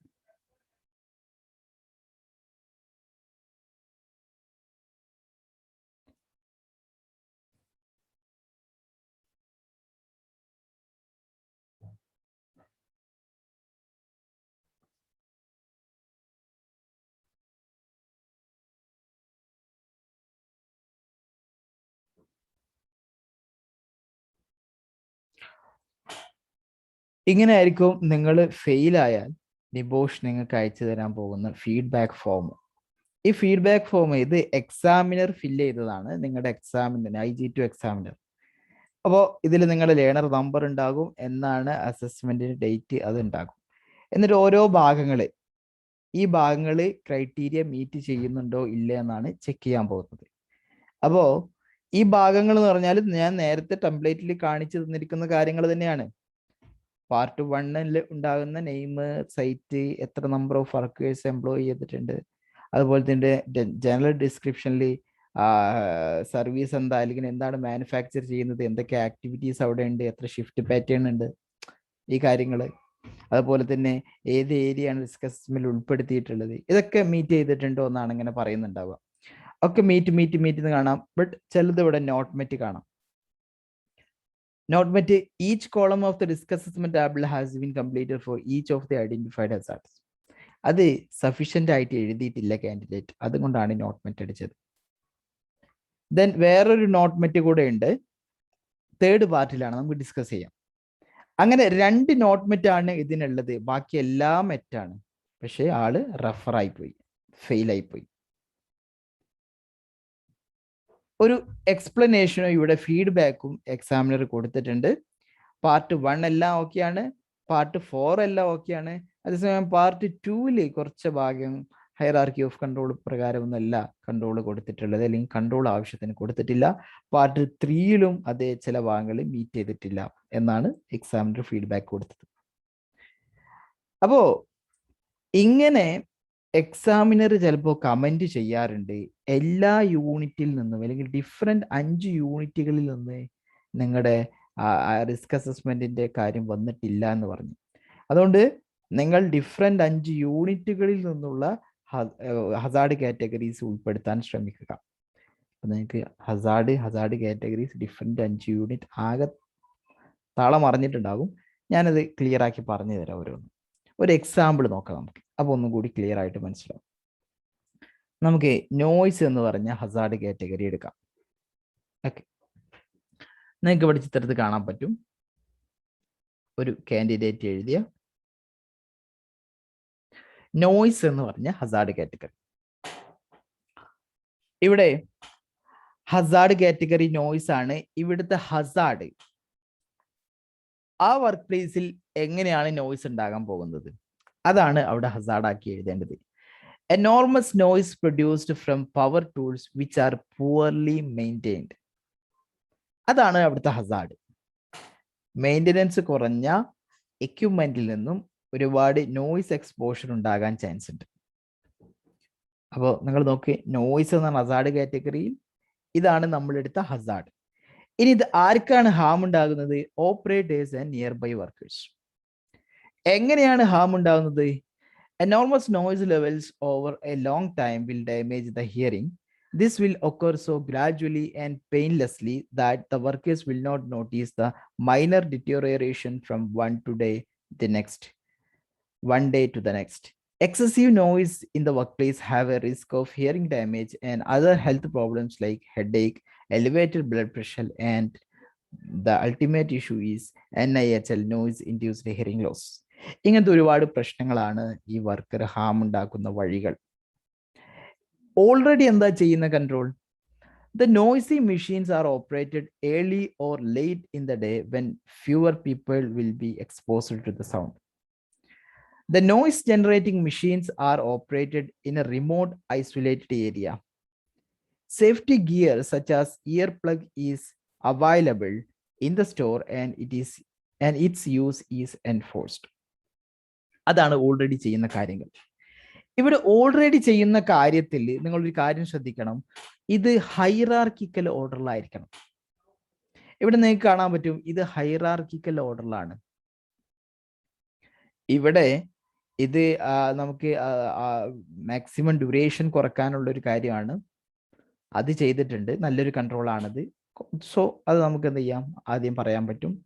ദെൻ ഇത് മറ്റൊരു നല്ല കൺട്രോളാണ്, നമുക്ക് വേണമെങ്കിൽ എഞ്ചിനീയറിംഗ് കൺട്രോൾ ആണെന്ന് പറയാം, നല്ല കൺട്രോളാണ്, അത് പറഞ്ഞിട്ടുണ്ട്. ദെൻ അവസാനം PPE ആണ് ഇത് പറഞ്ഞിട്ടുള്ളത്, അത് ലാസ്റ്റത്തെ റിസോർട്ടാണ്, അത് അവസാനമാണ് പറഞ്ഞത്. അപ്പോൾ നിങ്ങൾക്ക് ഹൈറാർക്കി ഓഫ് കൺട്രോൾ അറിയുന്നുണ്ടെങ്കിൽ elimination, substitution, engineering control, administrative control, PPE, ആ ഒരു ഓർഡറിൽ വേണം കറണ്ട് കൺട്രോളും എഴുതാൻ, ഫർദർ കൺട്രോളും എഴുതാൻ. നേരത്തെ കാണിച്ച കാൻഡിഡേറ്റിന് ഒരു കമന്റ് വന്നത് അതായിരുന്നു, ഫർദർ കൺട്രോൾസ് എഴുതിയത് സഫീഷ്യന്റ് അല്ല, ഹൈറാർക്കിക്കൽ ഓർഡറിലല്ല. അപ്പൊ ആ ഒരു കാര്യം നിങ്ങൾ ശ്രദ്ധിക്കണം. അത് ഗൈഡിൽ വളരെ സൂക്ഷ്മമായിട്ട് എവിടെയും പറയുന്നില്ല, ക്രൈറ്റീരിയയിലും അത് പറയുന്നില്ല, ബട്ട് എക്സാമിനേഴ്സ് അത് നോക്കാറുണ്ട്. ദെൻ എന്താണ് ഫർദർ ആക്ഷൻ വേണ്ടത്? The supervisor must be trained to operate the sound level meter, SLM, ഒരു നല്ല കൺട്രോളാണ്. അതുപോലെ തന്നെ implement job rotation to all operators in such a way that all of them are exposed only to the daily exposure limit. ഒരു daily exposure limit ഉണ്ട്, 80 decibel. അതാണ് lower exposure action value. 80 ഡെസിബലിനേക്കാൾ ഒരു worker daily expose ചെയ്യാത്ത രൂപത്തിൽ job rotation implement ചെയ്യണം, നല്ലൊരു കൺട്രോളാണ്. Companies purchase policy must be reviewed so that to make sure no noisier equipment is bought. ഇനി നമ്മൾ നോയ്സി എക്യുപ്മെന്റ് വാങ്ങില്ല എന്നുള്ളത് ഉറപ്പുവരുത്തണം. Inspect all noise generating equipment by a competent inspector. Equipment എന്ത് ചെയ്യണം? ഒരു ഇൻസ്പെക്ടർ എക്യുപ്മെന്റ് ഇൻസ്പെക്ട് ചെയ്യണം. അതുപോലെ തന്നെ ഒരു മെയിൻ കൺട്രോൾ ഇവിടെ മിസ് ചെയ്തിട്ടുണ്ട്. എന്ത്? റെഗുലർ ആയിട്ട് റെഗുലർ മെയിൻ്റനൻസിനുള്ള അറേഞ്ച്മെന്റ്സ് അതും കൂടി ഇവിടെ ഉൾപ്പെടുത്തണമായിരുന്നു. ഓക്കെ, ഹെൽത്ത് ചെക്കപ്പ് വേണമെന്നുണ്ടെങ്കിൽ ഹെൽത്ത് ചെക്കപ്പ് ചെയ്യാം, അതും ഒരു കൺട്രോളാണ്. ബട്ട് അതൊക്കെ അഡ്മിനിസ്ട്രേറ്റീവിൻ്റെ ഒരു എഫക്റ്റീവ്നെസ് കുറഞ്ഞ കൺട്രോൾസുകളായിട്ട് നമുക്ക് ഹെൽത്ത് ചെക്കപ്പ് കുറച്ചും കൂടി റിലേറ്റീവ്ലി ഗുഡ് ചെക്കപ്പാണ്, ഗുഡ് കൺട്രോളാണ്. മെയിൻ്റനൻസും അതേ ഗുഡ് കൺട്രോളാണ്. അപ്പോൾ ഒരു മൂന്നാമത്തെ നാലാമത്തെ കൺട്രോൾസ് അതൊക്കെ അഡ്മിനിസ്ട്രേറ്റീവ് കൺട്രോൾസ് ആണ്. അപ്പോൾ അത് മൂന്നാമത്തെ നാലാമത്തെ കൺട്രോൾസ് ആയിട്ട് എഴുതാം. ഇതിൻ്റെ ടൈം സ്കെയിൽ കൊടുക്കുമ്പോൾ അവിടെയും ചില കാര്യങ്ങൾ നിങ്ങൾ ശ്രദ്ധിക്കണം. ഒരിക്കലും 1 വീക്കിലും ചെറിയ ടൈം സ്കെയിൽ കൊടുക്കരുത്. 1 വീക്കിലും ചെറിയ ടൈം സ്കെയിൽ കൊടുക്കേണ്ട. ഇമ്മീഡിയറ്റ് ആക്ഷൻ അല്ല റിസ്ക് അസസ്മെന്റിന്റെ സ്കോപ്പ്. നിങ്ങൾ വേറെ ഏതെങ്കിലും കാൻഡിഡേറ്റ് പാസ്സായിട്ടുണ്ട്, അയാൾ 1 ഡേ കൊടുത്തതാണ്, 2 ഡേ കൊടുത്തതാണ്, പാസ്സായിക്കോട്ടെ, കുഴപ്പമില്ല. പക്ഷെ നമ്മൾ കൊടുക്കുമ്പോൾ നമ്മൾ റിസ്ക് അസസ്മെന്റ് എന്ന് പറഞ്ഞാൽ മാനേജ്മെന്റിന്റെ ഇൻവോൾവ്മെന്റ് വരണം. ചെറിയൊരു ആക്ടിവിറ്റി ഒന്നും റിസ്ക് അസസ്മെന്റ് പറയില്ല. ഫോർ എക്സാമ്പിൾ, ആ നോയ്സ് എക്യുപ്മെന്റ് അവിടെ നിന്ന് എടുത്ത് റിമൂവ് ചെയ്യുക. ഇപ്പൊ ഒരു നോയ്സി പവർ ടൂൾ അല്ലേ, അതെടുത്ത് അവിടെ നിന്ന് റിമൂവ് ചെയ്യുക. അതൊരു റിസ്ക് അസസ്മെന്റിന്റെ സ്കോപ്പിൽ പെട്ട കാര്യമല്ല. അതുകൊണ്ട് തന്നെ അങ്ങനത്തെ ഇമ്മീഡിയറ്റ് ആക്ഷൻ, അതുപോലത്തെ ഇമ്മീഡിയറ്റ് ആക്ഷൻ ഫർദർ കൺട്രോൾസിൽ എഴുതാതിരിക്കുക. ഒന്നാമത്തെ കാര്യം, അതൊരു ലോങ് ടേം ആക്ഷൻ ആക്കി എഴുതുക. ഇവിടെ പറഞ്ഞോ, ഒരു പർച്ചേസ് പോളിസി അമെൻഡ് ചെയ്തിട്ട് ഇനിയൊരു നോയ്സ് എക്യുപ്മെന്റ് വാങ്ങാതിരിക്കാനുള്ള ആക്ഷൻ. ദെൻ അതിനൊരു ടൈം സ്കെയിൽ ഇപ്പോൾ 1 വീക്കിന് മുകളിൽ എന്തായാലും ഉണ്ടാവും. റിയലിസ്റ്റിക് ടൈം സ്കെയിൽ കൊടുക്കുക. റിയലിസ്റ്റിക് ടൈം സ്കെയിൽ എന്ന് പറഞ്ഞാൽ ഇപ്പോൾ ഒരു കൺസ്ട്രക്ഷൻ ആക്ടിവിറ്റി ചെയ്യണമെന്നുണ്ട്, ഒരു ബിൽഡിംഗ് കൺസ്ട്രക്ട് ചെയ്യുക, ഒരു noise acoustic heaven, noise free room അല്ലെങ്കിൽ എക്കോ ഫ്രീ റൂം കൊടുക്കാൻ തീരുമാനിച്ചു. അതിന് നമ്മൾ ടൈം സ്കെയിൽ കൊടുത്തു 1 വീക്ക്. ഒരാഴ്ച കൊണ്ട് ഇത് നടത്താൻ കഴിയുമോ? ഇല്ല. റിയലിസ്റ്റിക് ആയിരിക്കണം ടൈം സ്കെയിൽ. ഒരു 6 months, ദാറ്റ്സ് ഓക്കെ. അതൊരു റിയലിസ്റ്റിക് ടൈം സ്കെയിലാണ്. അങ്ങനെ വേണം കൊടുക്കാൻ. ദെൻ ഈ റെസ്പോൺസിബിൾ പേഴ്സൺ ഇതിന് നേരെ തന്നെ, ഇപ്പൊ നിങ്ങൾ കണ്ടോ, ഒരു വൃത്തിയുണ്ട് ഇത് കാണാനായിട്ട്. ഫർദർ കൺട്രോൾ, അതിന് നേരെ ടൈം സ്കെയിൽ, അതിന് നേരെ റെസ്പോൺസിബിൾ പേഴ്സൺ. ഈ ഒരു കാര്യം നിങ്ങൾ ഫോളോ ചെയ്യണം എൻറ്റയർ പ്രോജക്റ്റ്. അതുപോലെ തന്നെ ഇവിടെ നിങ്ങൾ എഴുതേണ്ട ഒരു റെസ്പോൺസിബിൾ പേഴ്സന്റെ പേരാ, ഒരാളുടെ പേര് എഴുതേണ്ടത്. ചില ആളുകൾ 2 പേരുടെ പേര് എഴുതുന്നത് കാണാം, പാടില്ല. അതായത് സേഫ്റ്റി ഓഫീസർ ആൻഡ് വേറെ ആരെങ്കിലും. അതുപോലെ തന്നെ ഡിപ്പാർട്ട്മെന്റിന്റെ പേര് HSC ഡിപ്പാർട്ട്മെന്റ്, അങ്ങനെ എഴുതരുത്. നിങ്ങളുടെ ആരാണോ റെസ്പോൺസിബിൾ ആയിട്ടുള്ള ഒരാൾ, അയാളുടെ പേര് ആണ് എഴുതേണ്ടത്. ഓക്കെ, ഇങ്ങനെയാണ് ഒരു ഹസാർഡ് എഴുതാനുള്ളത്. ഇതിപ്പോ നമ്മൾ ഒറ്റ ഹസാർഡ് എഴുതിയത്, നോയ്സ് എന്ന ഹസാർഡ് കാറ്റഗറിയിലെ ഒരു ഹസാർഡ് എഴുതി. ഇങ്ങനെ 13 അല്ലെങ്കിൽ 12 ഹസാർഡ്സുകൾ നിങ്ങൾ എഴുതണം. ഡിഫറെന്റ് 5 ഹസാർഡ് കാറ്റഗറീസും ഉണ്ടായിരിക്കണം. സോ നിങ്ങൾക്ക് ഇവിടെ കാണാൻ പറ്റും ഒരുപാട് ഹസാർഡുകൾ എഴുതിയിട്ടുള്ളത്. അപ്പൊ ഇങ്ങനെ ഡീറ്റെയിൽ ആയിട്ട് എഴുതണം. 4, 5, 6 ഫർദർ കൺട്രോൾസുകളും 4, 5 കറണ്ട് കൺട്രോൾസുകളും ഉള്ള ഒരു വെൽ ഡെവലപ്ഡ് ആയിട്ടുള്ള ഒരു റിസ്ക് അസസ്മെന്റ് ടേബിൾ ആണ് നിങ്ങൾ ഫില്ല് ചെയ്യേണ്ടത്. പിന്നെ ഇത് ഫില്ല് ചെയ്യുന്ന സമയത്ത് കോൺഫ്ലിക്റ്റ് ഉണ്ടാകാൻ പാടില്ല. ഇപ്പൊ ഒരു കാര്യം ഇവിടെ ഓൾറെഡി ചെയ്തപ്പോ വെൽ മെയിൻറ്റെയിൻഡ് സ്കഫോൾഡിങ് എന്ന് പറഞ്ഞു, എന്നിട്ട് ഇവിടെ പറയുക മെയിൻറ്റെയിൻ ദ സ്കഫോൾഡിങ്. കറണ്ട് കൺട്രോളിൽ ഓൾറെഡി ഉള്ള കാര്യം പിന്നെന്തിനാ ഫർദർ കൺട്രോൾ പറയുന്നത്? അതൊരിക്കലും ചെയ്യരുത്. അപ്പൊ ഇത് കോൺഫ്ലിക്റ്റ് ഉണ്ടാകാൻ പാടില്ല. അതുപോലെ തന്നെ ചില ആളുകൾ PTW സിസ്റ്റം ഓൾറെഡി വർക്ക് പ്ലേസിൽ ഉണ്ട് എന്ന് എഴുതും. PTW സിസ്റ്റം ഉണ്ട് എന്ന് എഴുതുമ്പോൾ നിങ്ങൾ കൂടെ എഴുതണം, പക്ഷെ അത് കംപ്ലീറ്റ് ആയിട്ട് വർക്ക് പ്ലേസിൽ ഇംപ്ലിമെന്റ് ചെയ്യുന്നില്ല. അത് കറക്റ്റ് ആയിട്ട് വർക്ക് പ്ലേസിൽ ഫങ്ഷൻ ചെയ്യുന്നില്ല. കാര്യം PTW സിസ്റ്റം കറക്റ്റ് ആയിട്ട് ഫങ്ഷൻ ചെയ്യുകയാണെങ്കിൽ അവിടുത്തെ എല്ലാ കാര്യങ്ങളും ഓക്കെ ആണെന്ന് അതിൻ്റെ അർത്ഥം. പിന്നെ നമുക്ക് ഫർദർ കൺട്രോളിന് ഒരു സ്കോപ്പ് ഇല്ല. അപ്പൊ ആ ഒരു ടേം കൂടെ എന്ത് ചെയ്യണം? എഴുതണം. wherever you write PTW, you should write PTW is in place but it's not following properly by the workers. അപ്പോഴാണ് അതൊരു കംപ്ലീറ്റ് ആകുന്നത്. ഇനി ഇങ്ങനെ ഈ രൂപത്തിൽ എഴുതണം. അപ്പൊ ഒരു ഡൗട്ട്, എവിടുന്ന ഈ എങ്ങനെയാണ് ഹാം ഉണ്ടാവുക, ഈ കറണ്ട് കൺട്രോൾ, ഫർദർ കൺട്രോൾ, ഇതൊക്കെ എങ്ങനെയാണ് അറിയാൻ പറ്റുന്നത്? ഞങ്ങൾക്ക് വർക്ക് പ്ലേസ് എക്സ്പീരിയൻസ് ഒന്നും ഇല്ലല്ലോ എന്ന് നിങ്ങൾ ചിന്തിക്കുന്നുണ്ടെങ്കിൽ അതിനാണ് നമ്മൾ 5 മുതൽ 11 വരെ എലമെന്റ് ഡിസ്കസ് ചെയ്യുന്നത്. ഈ ഓരോ എലമെന്റിലും നമ്മൾ ഹസാർഡ് കാറ്റഗറീസിലും അതിലുണ്ടാകുന്ന ഹസാർഡ്സുകളും അത് എങ്ങനെയാണ് ഹാം ഉണ്ടാകുന്നത് മനുഷ്യർക്ക് അല്ലെങ്കിൽ വർക്കേഴ്സിന്, അതിന് എന്തൊക്കെ കൺട്രോൾസുകളാണ് കൊടുക്കാൻ പറ്റുന്നത് എന്നുള്ളത് നമ്മൾ ഡിസ്കസ് ചെയ്യും. ഓക്കെ, പക്ഷെ അത് വർക്ക് പ്ലേസിലേക്ക് ഒന്നുകൂടി അപ്ലൈ ചെയ്ത രൂപത്തിൽ വേണം നിങ്ങൾ റിസ്ക് അസസ്മെന്റ് കംപ്ലീറ്റ് ചെയ്യാനായിട്ട്. ഇതാണ് പാർട്ട് 2 ചെയ്യേണ്ട രൂപം.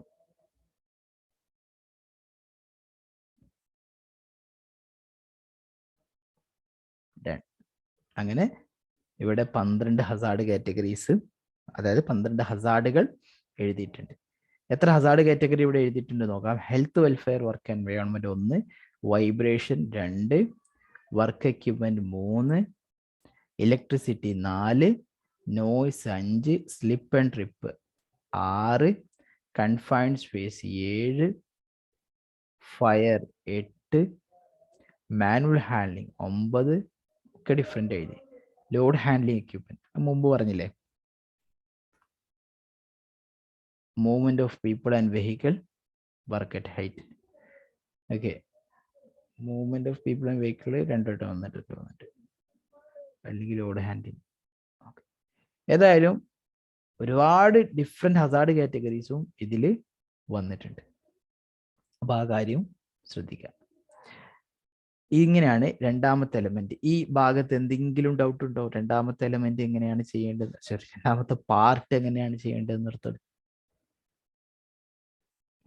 ഓക്കെ, നിങ്ങൾ ചിലപ്പോ ഒരു കാര്യം കൂടി പറഞ്ഞിട്ട് ചോദിക്കാം, സോറി. നിങ്ങൾ വേർഡ് ഫയൽ ചെയ്ത് അത് PDF ഫയൽ കൺവേർട്ട് ചെയ്യുമ്പോൾ ചിലപ്പോൾ ഇതുപോലത്തെ പ്രശ്നം ഉണ്ടാവും. നിങ്ങൾ നോക്കിയ പ്രശ്നം ഇവിടെ കറക്റ്റ് ആണ്, ഇതിന്റെ അലൈൻമെന്റ് കറക്റ്റാ, ഇതിന്റെ അലൈൻമെന്റ് കറക്റ്റാ. പക്ഷെ ഇവിടെ നോക്കി, ഈ ഒരു കൺട്രോൾ താഴെയായി, ഇതിന്റെ ടൈം സ്കെയിലും ഇതും അതിന് മുകളിലായി. മനസ്സിലായി? ഇതിന് നേരെയല്ല ടൈം സ്കെയിലും റെസ്പോൺസിബിൾ പേഴ്സണും. ഇങ്ങനെ അലൈൻമെന്റ് ചേഞ്ച് ചെയ്യാനുള്ള ചാൻസ് ഉണ്ട്. അപ്പൊ നിങ്ങൾ ഒരു വട്ടം വേർഡ് കംപ്ലീറ്റ് ചെയ്ത് അലൈൻമെന്റ് എല്ലാം ഓക്കെ ആക്കി PDF കൺവേർട്ട് ചെയ്യുന്ന സമയത്ത് അതിന്റെ അലൈൻമെന്റ് ഓക്കെ ആണെന്ന് ഒരിക്കൽ കൂടി ചെക്ക് ചെയ്യണം. ഓക്കെ, അലൈൻമെന്റ് കാണാനുള്ള ഭംഗി, കാണാനുള്ള വൃത്തി, അത് വളരെ ഒരു ഇമ്പോർട്ടൻറ്റ് ഫാക്റ്റ് ആണ്. അപ്പൊ ഇതിൽ ഇതൊക്കെ ബോൾഡ് ചെയ്തിട്ടുണ്ട്, വേണമെന്നില്ല, ഇത് ബോൾഡ് ചെയ്യണമെന്നില്ല. ഈ ഹസാർഡ് കാറ്റഗറിയും ഈ നമ്പറും ബോൾഡ് ചെയ്യാം. ദെൻ ഈ ആർക്കാണ് ഹാം ഉണ്ടാകുന്നതെന്നും ബോൾഡ് ചെയ്യാം. ചെയ്താൽ അതിന് ഒരു വൃത്തി ഉണ്ടാവും. ഓക്കെ, പിന്നെ ആരോ എന്തോ ചോദിക്കാമെന്നല്ലോ, എന്താണ് സാർ? ഇതിൽ ടൈം സ്കെയില് എന്തെങ്കിലും ഇമ്പോർട്ടൻസ് കൂടുതലുണ്ടോ? നമ്മൾ ഇത് ചെയ്തപ്പോ കറക്റ്റ് ആവില്ലെന്നുണ്ട്. അത് 1 വീക്ക് 2 വീക്ക് കറക്റ്റ് അല്ലാത്ത ഇതിന്റെ പേരിൽ ഫെയിൽ ആയിട്ടുണ്ട്. അതായത് റിയലിസ്റ്റിക് ആവണം, ടൈം സ്കെയിൽ റിയലിസ്റ്റിക് ആണ്. കാര്യം ഇപ്പോൾ സൂപ്പർവൈസറെ നിങ്ങൾ ഒരു സൗണ്ട് ലെവൽ മീറ്റർ വാങ്ങാൻ ഏൽപ്പിച്ചു. ഈ സൂപ്പർവൈസർക്ക് വേറെയും ഒരുപാട് ജോലികളുണ്ട് അല്ലേ? നമ്മുടെ റിസ്ക് അസസ്മെന്റിൽ തന്നെ സൂപ്പർവൈസർക്ക് ഒരുപാട് ജോലി നമ്മൾ നിശ്ചയിച്ചിട്ടുണ്ടാവും. അതിന് പുറമെ അയാൾക്ക് അയാളുടെ ഡേ ടു ഡേ ഓപ്പറേഷനിൽ ചെയ്യാനുള്ള ഒരുപാട് വർക്ക് ഉണ്ട്. അപ്പൊ അതൊക്കെ കഴിഞ്ഞിട്ട് ഒരു 2 വീക്ക് ടൈം സ്കെയിലൊക്കെ കൊടുക്കണം. അപ്പോഴാണ് അത് റിയലിസ്റ്റിക് ആകുന്നത്. നമ്മൾ ചിന്തിക്കുക, ഒരു സൗണ്ട് ലെവൽ മീറ്റർ മാർക്കറ്റിൽ പോയി വാങ്ങാനല്ലേ, ഇവിടുന്ന് 30 മിനിറ്റ്സ് ടൗണിലേക്കുള്ള ദൂരം, അവിടെ നിന്ന് 30 മിനിറ്റ്സ് 1 അവർ കൊണ്ട് വാങ്ങാൻ പറ്റും. അങ്ങനെ ചിന്തിച്ച് ടൈം സ്കെയിൽ എഴുതുമ്പോഴാണ് ഈ പ്രശ്നം വരുന്നത്. ഒരു റിയലിസ്റ്റിക് ആയിട്ട് റിലാക്സ് ചെയ്തിട്ട് ഒരു 1 വീക്ക് 2 വീക്ക് ടൈം സ്കെയിൽ കൊടുത്താൽ ഒരു കുഴപ്പവും ഇല്ല. പിന്നെ ഇത് PDF-യിലല്ല നമ്മൾ ഇവർക്ക് അയക്കേണ്ടി വരാം? അതെ, PDF ആയി കൺവേർട്ട് ചെയ്തിട്ട് അയച്ചു കൊടുക്കുക. അപ്പൊ ഇത് മൊബൈലിൽ തന്നെ ചെയ്യാനുള്ള പറ്റൂല? മൊബൈൽ ചെയ്തിട്ട് മൊബൈലിൽ ചെയ്യാൻ പറ്റുമോ എന്ന് ചോദിച്ചാൽ പറ്റും, ബട്ട് ഇറ്റ്സ് എക്സ്ട്രീംലി ഹാർഡ്. നിങ്ങൾക്ക് ചെയ്യാൻ സാധിക്കും, ബട്ട് അത് ഒരുപാട് സമയം എടുക്കും. കാര്യം ഇതിന്റെ അലൈൻമെന്റ് ഒക്കെ മാറ്റം വരും മൊബൈലിൽ ചെയ്യുമ്പോൾ. അപ്പോൾ ഈ അലൈൻമെന്റ് ഒക്കെ കറക്റ്റ് ആക്കുക, ബുള്ളറ്റിൻ പോയിന്റ്സ് ഇടുക, ഇങ്ങനത്തെ കാര്യങ്ങളൊക്കെ ചെയ്യാൻ വളരെ ബുദ്ധിമുട്ടല്ലേ മൊബൈലില്? സിസ്റ്റത്തിൽ എന്തായാലും വേർഡിൽ ചെയ്ത് കഴിഞ്ഞാല് കൺവേർട്ട് ചെയ്ത് PDF കൺവേർട്ട് ചെയ്താൽ എന്തായാലും ഇല്ല, അല്ലെ PDF കൺവേർട്ട് അല്ലെങ്കിൽ PDF കൺവേർട്ടേഴ്സ് ഉണ്ട്. നിങ്ങളിപ്പോ ഈ എന്റെ വേർഡിൽ പറ്റും. ഈ അപ്ഡേറ്റഡ് വേർഡ് വേർഷൻ അല്ല എന്നുണ്ടെങ്കിൽ നിങ്ങൾക്ക് ജസ്റ്റ് വെബ്സൈറ്റുകൾ ഉണ്ടല്ലോ, വേർഡ് ടു PDF കൺവേർട്ടർ, അങ്ങനെ ആ കൺവേർട്ടർ ഉപയോഗിച്ചിട്ട് കൺവേർട്ട് ചെയ്യാം. കിട്ടാറുണ്ട് അല്ലേ? ഓക്കെ. പിന്നെ ഈ ഫസ്റ്റത്തെ പാർട്ടിൽ ഞാൻ ഒരു ഡൗട്ട് കൂടി ഉണ്ടെന്ന് ചോദിക്കാൻ വിട്ടുപോയി. ചോദിച്ചോളൂ. അതില് ഫസ്റ്റത്തിൽ തന്നെ എനി അതർ റെലവെന്റ് ഇൻഫർമേഷൻ അല്ലേ?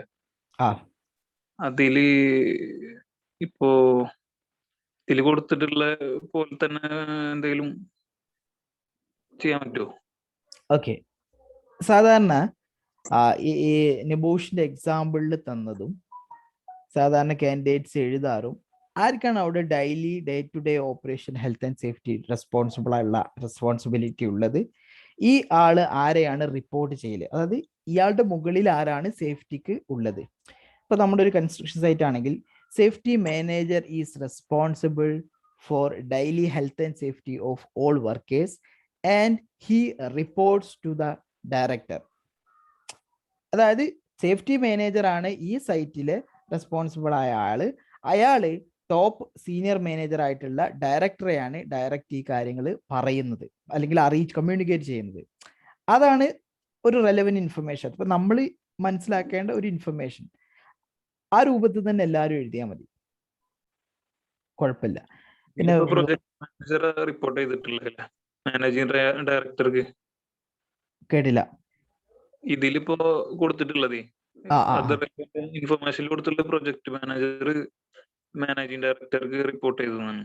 അപ്പൊ അതേപോലെ സേഫ്റ്റി ഓഫീസർ നമ്മൾ തന്നെ സേഫ്റ്റി മാനേജറിന് റിപ്പോർട്ട് ചെയ്തത്. ഓക്കെ, അതായത് ഈ കമ്പനിയിൽ project manager is responsible for health and safety in the site. Project manager ആണ് ഈ കമ്പനിയിലെ health and safety responsible. Who directly reports MD. അയാള് MD-യോടാണ് കമ്മ്യൂണിക്കേറ്റ് ചെയ്യുക. ഓക്കെ, ആ രൂപത്തിലാണ് ഇവിടെ വരുന്നത്. അങ്ങനെ തന്നെ നിങ്ങൾക്ക് പ്രൊജക്ട് മാനേജറിന് പകരം സേഫ്റ്റി മാനേജർ എന്നാക്കാം, സേഫ്റ്റി ഓഫീസർ എന്നാക്കാം, അങ്ങനെ പേര് മാറ്റാം. സേഫ്റ്റി ഓഫീസർ സേഫ്റ്റി മാനേജർക്ക് റിപ്പോർട്ട് ചെയ്ത് അങ്ങനെ പറ്റുമോ?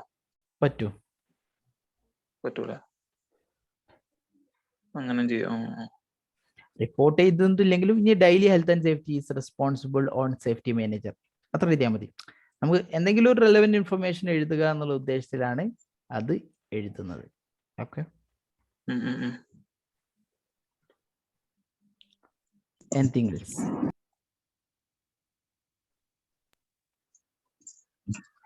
സാറേ പറഞ്ഞോളൂ. പിന്നെ ഈ ടാസ്ക് 2-നകത്ത് ഓരോ ഹസാർഡ് എഴുതുമ്പോൾ അപ്പൊ നമുക്ക് ഈ ഒരുപാട് നല്ല പഴയ ആരെങ്കിലുമൊക്കെ ചെയ്ത പ്രോജക്റ്റിനകത്ത് അതേ കോപ്പി ചെയ്യുമല്ല. ഇപ്പൊ നോയ്സിനകത്ത് എന്ത് ഹസാർഡാ യൂസ് ചെയ്തേക്കുന്നത് അതിന്റെ ആ ഒരു കോൺസെപ്റ്റ് മനസ്സിലാക്കിയിട്ട് അതുപോലെ എഴുതുന്നതിന് കുഴപ്പമില്ലല്ലോ?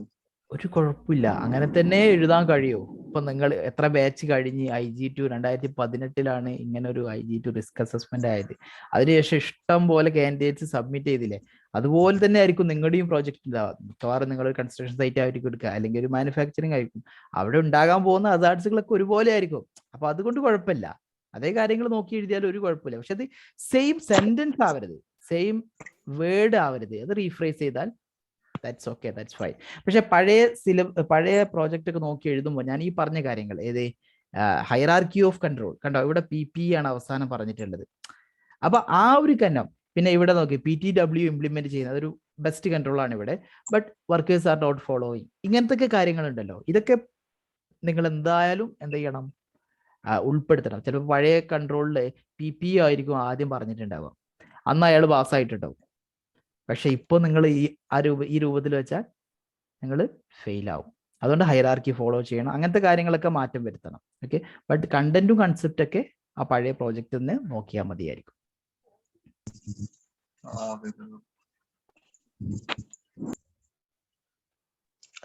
സർ ഹസാർഡ് കാറ്റഗറി ഹസാർഡ് ഒന്നും പറഞ്ഞുതരോ? ഓഫ് കോഴ്സ് പറയാം. നമുക്ക് 20 ഹസാർഡ് കാറ്റഗറീസ് ആണ് നിബോഷ് IGCയുടെ സിലബസിൽ പറയുന്നത്.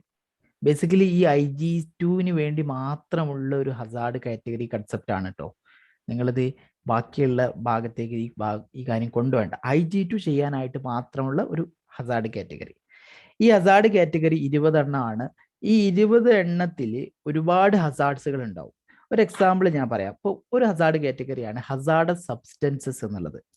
ഹസാർഡസ് സബ്സ്റ്റൻസസ് എന്ന് പറഞ്ഞാൽ വർക്ക് പ്ലേസിൽ ഉണ്ടാവുന്ന കെമിക്കൽസിനെ ഹസാർഡസ് സബ്സ്റ്റൻസസ് ഹസാർഡ് കാറ്റഗറിയിലാണ് പെടുത്താറ്. അതുപോലെ തന്നെ ബയോളജിക്കൽ ഏജന്റ്, ഇപ്പോൾ ഒരു കൊറോണ വൈറസ് ഉണ്ട്, അല്ലെങ്കിൽ ഒരു സിലിക്ക ഡസ്റ്റ് ഉണ്ട്.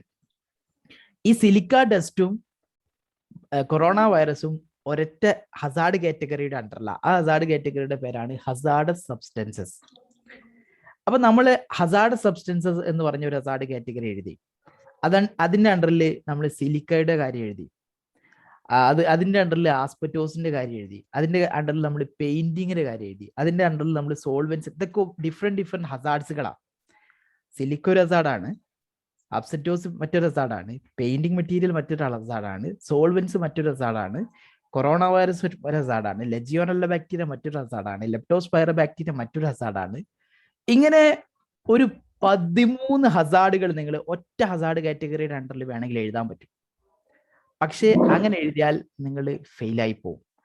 ഹസാർഡ് സബ്സ്റ്റൻസസ് എന്ന് പറഞ്ഞ ഒരു ഹസാർഡ് കാറ്റഗറി എഴുതുന്ന പോലെ തന്നെ ഈ ചിത്രത്തിൽ കാണിച്ചിരിക്കുന്ന ബാക്കി മിനിമം 5 ഹസാർഡ് കാറ്റഗറീസ് കൂടെ നിങ്ങൾ ഈ പ്രോജക്റ്റിൽ ഉൾപ്പെടുത്തിയിരിക്കണം.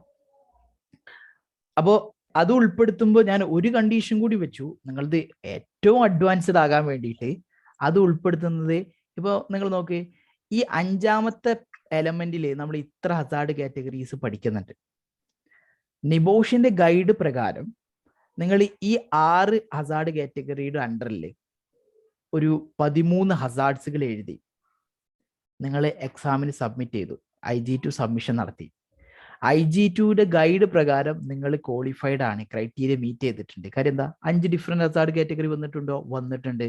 നോയ്സ് ഒരു ഡിഫറെന്റ് ഹസാർഡ് കാറ്റഗറിയാണ്, വൈബ്രേഷൻ മറ്റൊന്നാണ്, റേഡിയേഷൻ മറ്റൊന്നാണ്, മെന്റൽ ഹെൽത്ത് മറ്റൊന്നാണ്, വർക്ക് റിലേറ്റഡ് ഇവന്റ്സ് മറ്റൊന്നാണ്, സബ്സ്റ്റൻസ് അബ്യൂസ് മറ്റൊന്നാണ്. ഈ 6 ഡിഫറെന്റ് ഹസാർഡ് കാറ്റഗറി വന്നിട്ടുണ്ട്. പക്ഷെ നിങ്ങൾ ആകെ ഒരു എലമെന്റിൽ നിന്നാണ് ഈ 6 ഹസാർഡ് കാറ്റഗറീസ് എടുത്തിട്ടുള്ളത്.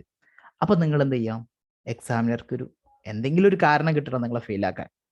ഒരു കാരണം കണ്ടെത്തി നിങ്ങൾ എല്ലാ എലമെന്റിലും ഈ നോളജ് അപ്ലൈ ചെയ്തിട്ടില്ല എന്ന് പറഞ്ഞിട്ട് ഒരു ഫെയിലാക്കും. അപ്പൊ ഞാൻ ഈ ഒരു കണ്ടീഷൻ പറഞ്ഞത് നിങ്ങളത് മാക്സിമം അഡ്വാൻസ്ഡ് ആക്കാൻ വേണ്ടിയിട്ടാണ്. ഓക്കെ, അപ്പോൾ നമ്മൾ എന്ത് ചെയ്യും?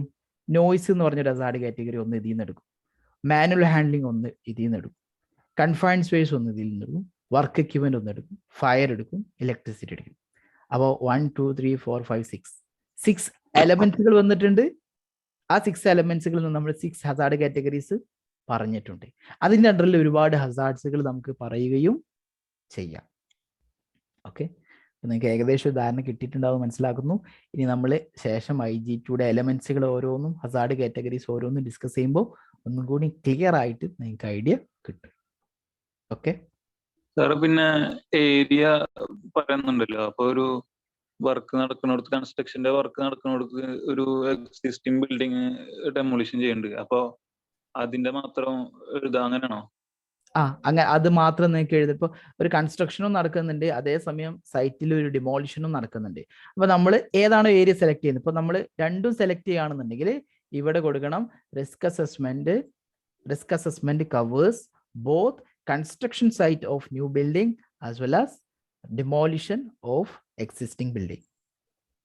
ഓക്കെ, അത് രണ്ടും അവിടെ സ്റ്റാർട്ടിങ്ങിൽ കൊടുക്കാല്ല. പിന്നെ ഏരിയ ഒരെണ്ണം സെലക്ട് ചെയ്യാൻ പറയുമ്പോ അത് മാത്രം ഇവിടെയും അതുപോലെ കൊടുക്കുക. അവിടെ എന്താണോ കൊടുത്തത് അത് തന്നെയാണ് ഇവിടെയും കൊടുക്കേണ്ടത്. അവിടെ നിങ്ങൾ കൺസ്ട്രക്ഷൻ സൈറ്റും ഡിമോളിഷൻ സൈറ്റും സെലക്ട് ചെയ്തിട്ടുണ്ടെങ്കിൽ ഇവിടെയും എന്ത് ചെയ്യാം? കൺസ്ട്രക്ഷൻ സൈറ്റും ഡിമോളിഷൻ സൈറ്റും സെലക്ട് ചെയ്യാം. സാർ, ഈ ഹസാർഡ് കാറ്റഗറി കൺസ്ട്രക്ഷനിലും മാനുഫാക്ചറിംഗിലും സൈറ്റിലും എല്ലാം ഒന്ന് തന്നെയല്ലേ? അല്ല, ഡിഫറെന്റ് ആയിരിക്കും. ഞാൻ പറയാം, കൺസ്ട്രക്ഷനിൽ വർക്ക് അറ്റ് ഹൈറ്റ് പറഞ്ഞ ഹസാർഡ് കാറ്റഗറി ഉണ്ടാവും. മാനുഫാക്ചറിംഗിന് അതിനുള്ള ചാൻസ് കുറവാണ്. അല്ല സാർ ഇപ്പം കോളം കാണിച്ചില്ലേ, അതിനകത്ത് വരുന്നത് നമുക്ക് അതിൽ നിന്ന് എടുത്ത് കൺസ്ട്രക്ഷനിലായാലും മാനുഫാക്ചറിംഗിലായാലും എഴുതാലോ. എഴുതാൻ പറ്റും. ഈ 20 ഹസാർഡ് കാറ്റഗറീസ് ആണ് നിങ്ങൾ സർവീസ് ആവട്ടെ, കൺസ്ട്രക്ഷൻ ആവട്ടെ, അൾട്ടറിങ് ആവട്ടെ, പ്രോസസ്സിംഗ് ആവട്ടെ, മാനുഫാക്ചറിങ് ആവട്ടെ, ഏത് കൺസ്ട്രക്ഷൻ, ഏത് കമ്പനി, നാച്ചുറലുള്ള കമ്പനി എടുത്താലും ഈ 20 എണ്ണത്തിന്റെ ഉള്ളിൽ ഉണ്ടായിരിക്കും. ഈ 20 എണ്ണത്തിൽ നിന്നാണ് എടുക്കേണ്ടത്. Okay sir. Description of area included എന്നുള്ളിടത്താണ് പറഞ്ഞതില്ല, രണ്ടും കൺസ്ട്രക്ഷന്റെയും ഡെമോളിഷന്റെ രണ്ടും ഉൾപ്പെടുത്താൻ പറഞ്ഞത്. അതെ, രണ്ടിലും രണ്ട് വേണ്ടി. അതായത് scope of the risk assessment പറഞ്ഞെടുത്ത് ആ കാര്യം പറയണം. Area of the risk assessment to be covered എന്നുള്ള ആ ഭാഗത്തും. അപ്പൊ അത് ഒരെണ്ണം മാത്രം ഫെയിൽ ആവോ? ഇല്ല, ഫെയിൽ ആവില്ല. നിങ്ങൾ ഒരു എണ്ണം മാത്രമാണ് ഫോക്കസ് ചെയ്തെങ്കിൽ അത് മാത്രമേ നിങ്ങൾ എന്തിൽ പറയാൻ പറ്റുള്ളൂ, ഈ റിസ്ക് അസസ്മെന്റ് ടേബിളിലൊക്കെ പറയാൻ പറ്റുള്ളൂ. നിങ്ങൾ അതിൽ ഡിമോളിഷൻ വർക്ക് ചെയ്യുന്ന സമയത്ത് സിലിക്ക ടെസ്റ്റിന്റെ കാര്യം പറയരുത്.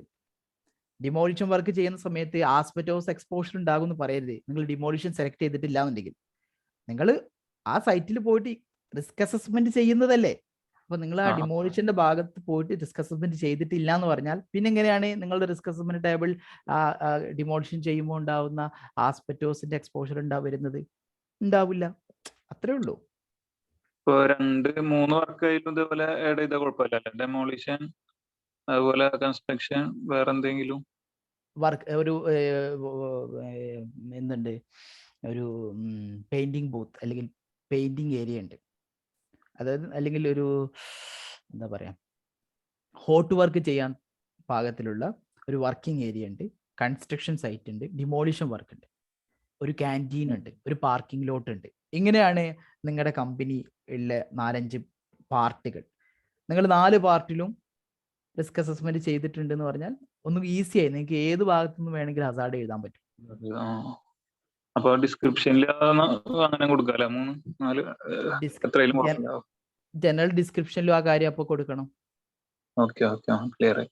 ഈ ഭാഗത്ത് അത് കൊടുക്കണം. ഓക്കെ, ഈ ഭാഗത്തും അത് കൊടുക്കണം, ദെൻ ഈ ഭാഗത്തും അത് കൊടുക്കണം. സാർ ഇവിടെ കൺസ്ട്രക്ഷൻ കമ്പനിയുടെ നെയിമും സ്ഥലമൊക്കെയും കൊടുക്കത്തില്ലേ? അത് നമുക്ക് സ്വന്തമായിട്ട് എഴുതുന്നതാണോ അതോ ഉള്ളത് തന്നെ എഴുതണോ? നമ്മൾ കൺസ്ട്രക്ഷൻ സൈറ്റിലൊന്നും പോകുന്നില്ല. നിങ്ങൾ എന്ത് എഴുതിയാലും മതി, കുഴപ്പമില്ല. അതൊന്നും എക്സാമിനർ ബോധർ ചെയ്യുന്ന ഒരു കാര്യമേ അല്ല. എന്ത് പേര് എഴുതിയാലും അതൊരു വിഷയമല്ല. ഉള്ള കമ്പനി ആണെങ്കിലും ഇല്ലാത്ത കമ്പനി ആണെങ്കിലും ഒരു കുഴപ്പമില്ല. സാർ പിന്നെ സബ്മിറ്റ് ചെയ്യേണ്ടി എന്നായിരിക്കും? സബ്മിഷൻ എക്സാമിന് ശേഷമായിരിക്കും. നിങ്ങളുടെ IG1 എക്സാമിന് ശേഷമായിരിക്കും ഫൈനൽ സബ്മിഷൻ ഉണ്ടാവുന്നത്. പക്ഷെ നിങ്ങൾ ഫൈനൽ സബ്മിഷന് കാത്തു നിൽക്കരുത്. നിങ്ങളൊരു 25-ാം തീയതി സബ്മിറ്റ് ചെയ്യണം.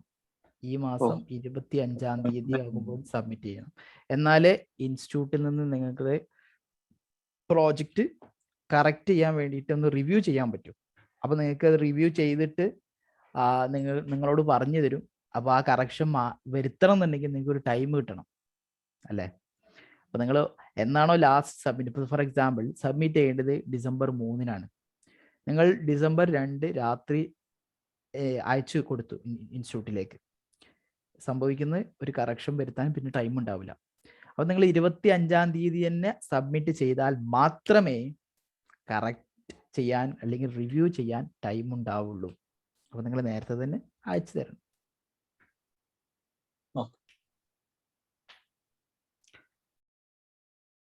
ഓക്കെ, നമുക്ക് രണ്ടാമത്തെ പാർട്ട് ഏകദേശം നിങ്ങൾക്ക് ക്ലിയർ ആയെന്ന് വിശ്വസിക്കുന്നു. വേറെ എന്തെങ്കിലും ഡൗട്ട് ഉണ്ടോ? 1 and 2 പാർട്ടിൽ വളരെ ഇമ്പോർട്ടൻറ്റ് പാർട്ടാണ് 2 പാർട്ട്. കൂടുതൽ പേരെ ഫെയിലാക്കുന്ന ഒരു പാർട്ടാണ് 2 and 3 part. 1 and 4 comparatively easy പാർട്ടാണ്, അതുകൊണ്ട് വല്ല ഫെയിലാക്കാറില്ല. പക്ഷെ 2 and 3 നിങ്ങൾ നന്നായിട്ട് ശ്രദ്ധിക്കണം. ഇനി 3rd പാർട്ടാണ് നമുക്ക് നാളെ ഡിസ്കസ് ചെയ്യാം. കാര്യം അത് കുറച്ചുണ്ട്, നമ്മളത് തുടങ്ങിയാൽ പിന്നെ അത് കംപ്ലീറ്റ് ആയിട്ട് പറയണം. അപ്പോൾ നമുക്കിത് നാളെ ഡിസ്കസ് ചെയ്യാം. ഇന്ന് സൺഡേ ആണ്, അതുകൊണ്ട് ഇന്ന് നിങ്ങളെ കൂടുതൽ ഞാൻ മുഷിപ്പിക്കുന്നില്ല. അപ്പോൾ ഇന്നത്തെ സെഷൻ ഇവിടെ വൈൻഡപ്പ് ചെയ്യാം. ഓക്കെ, ശരി.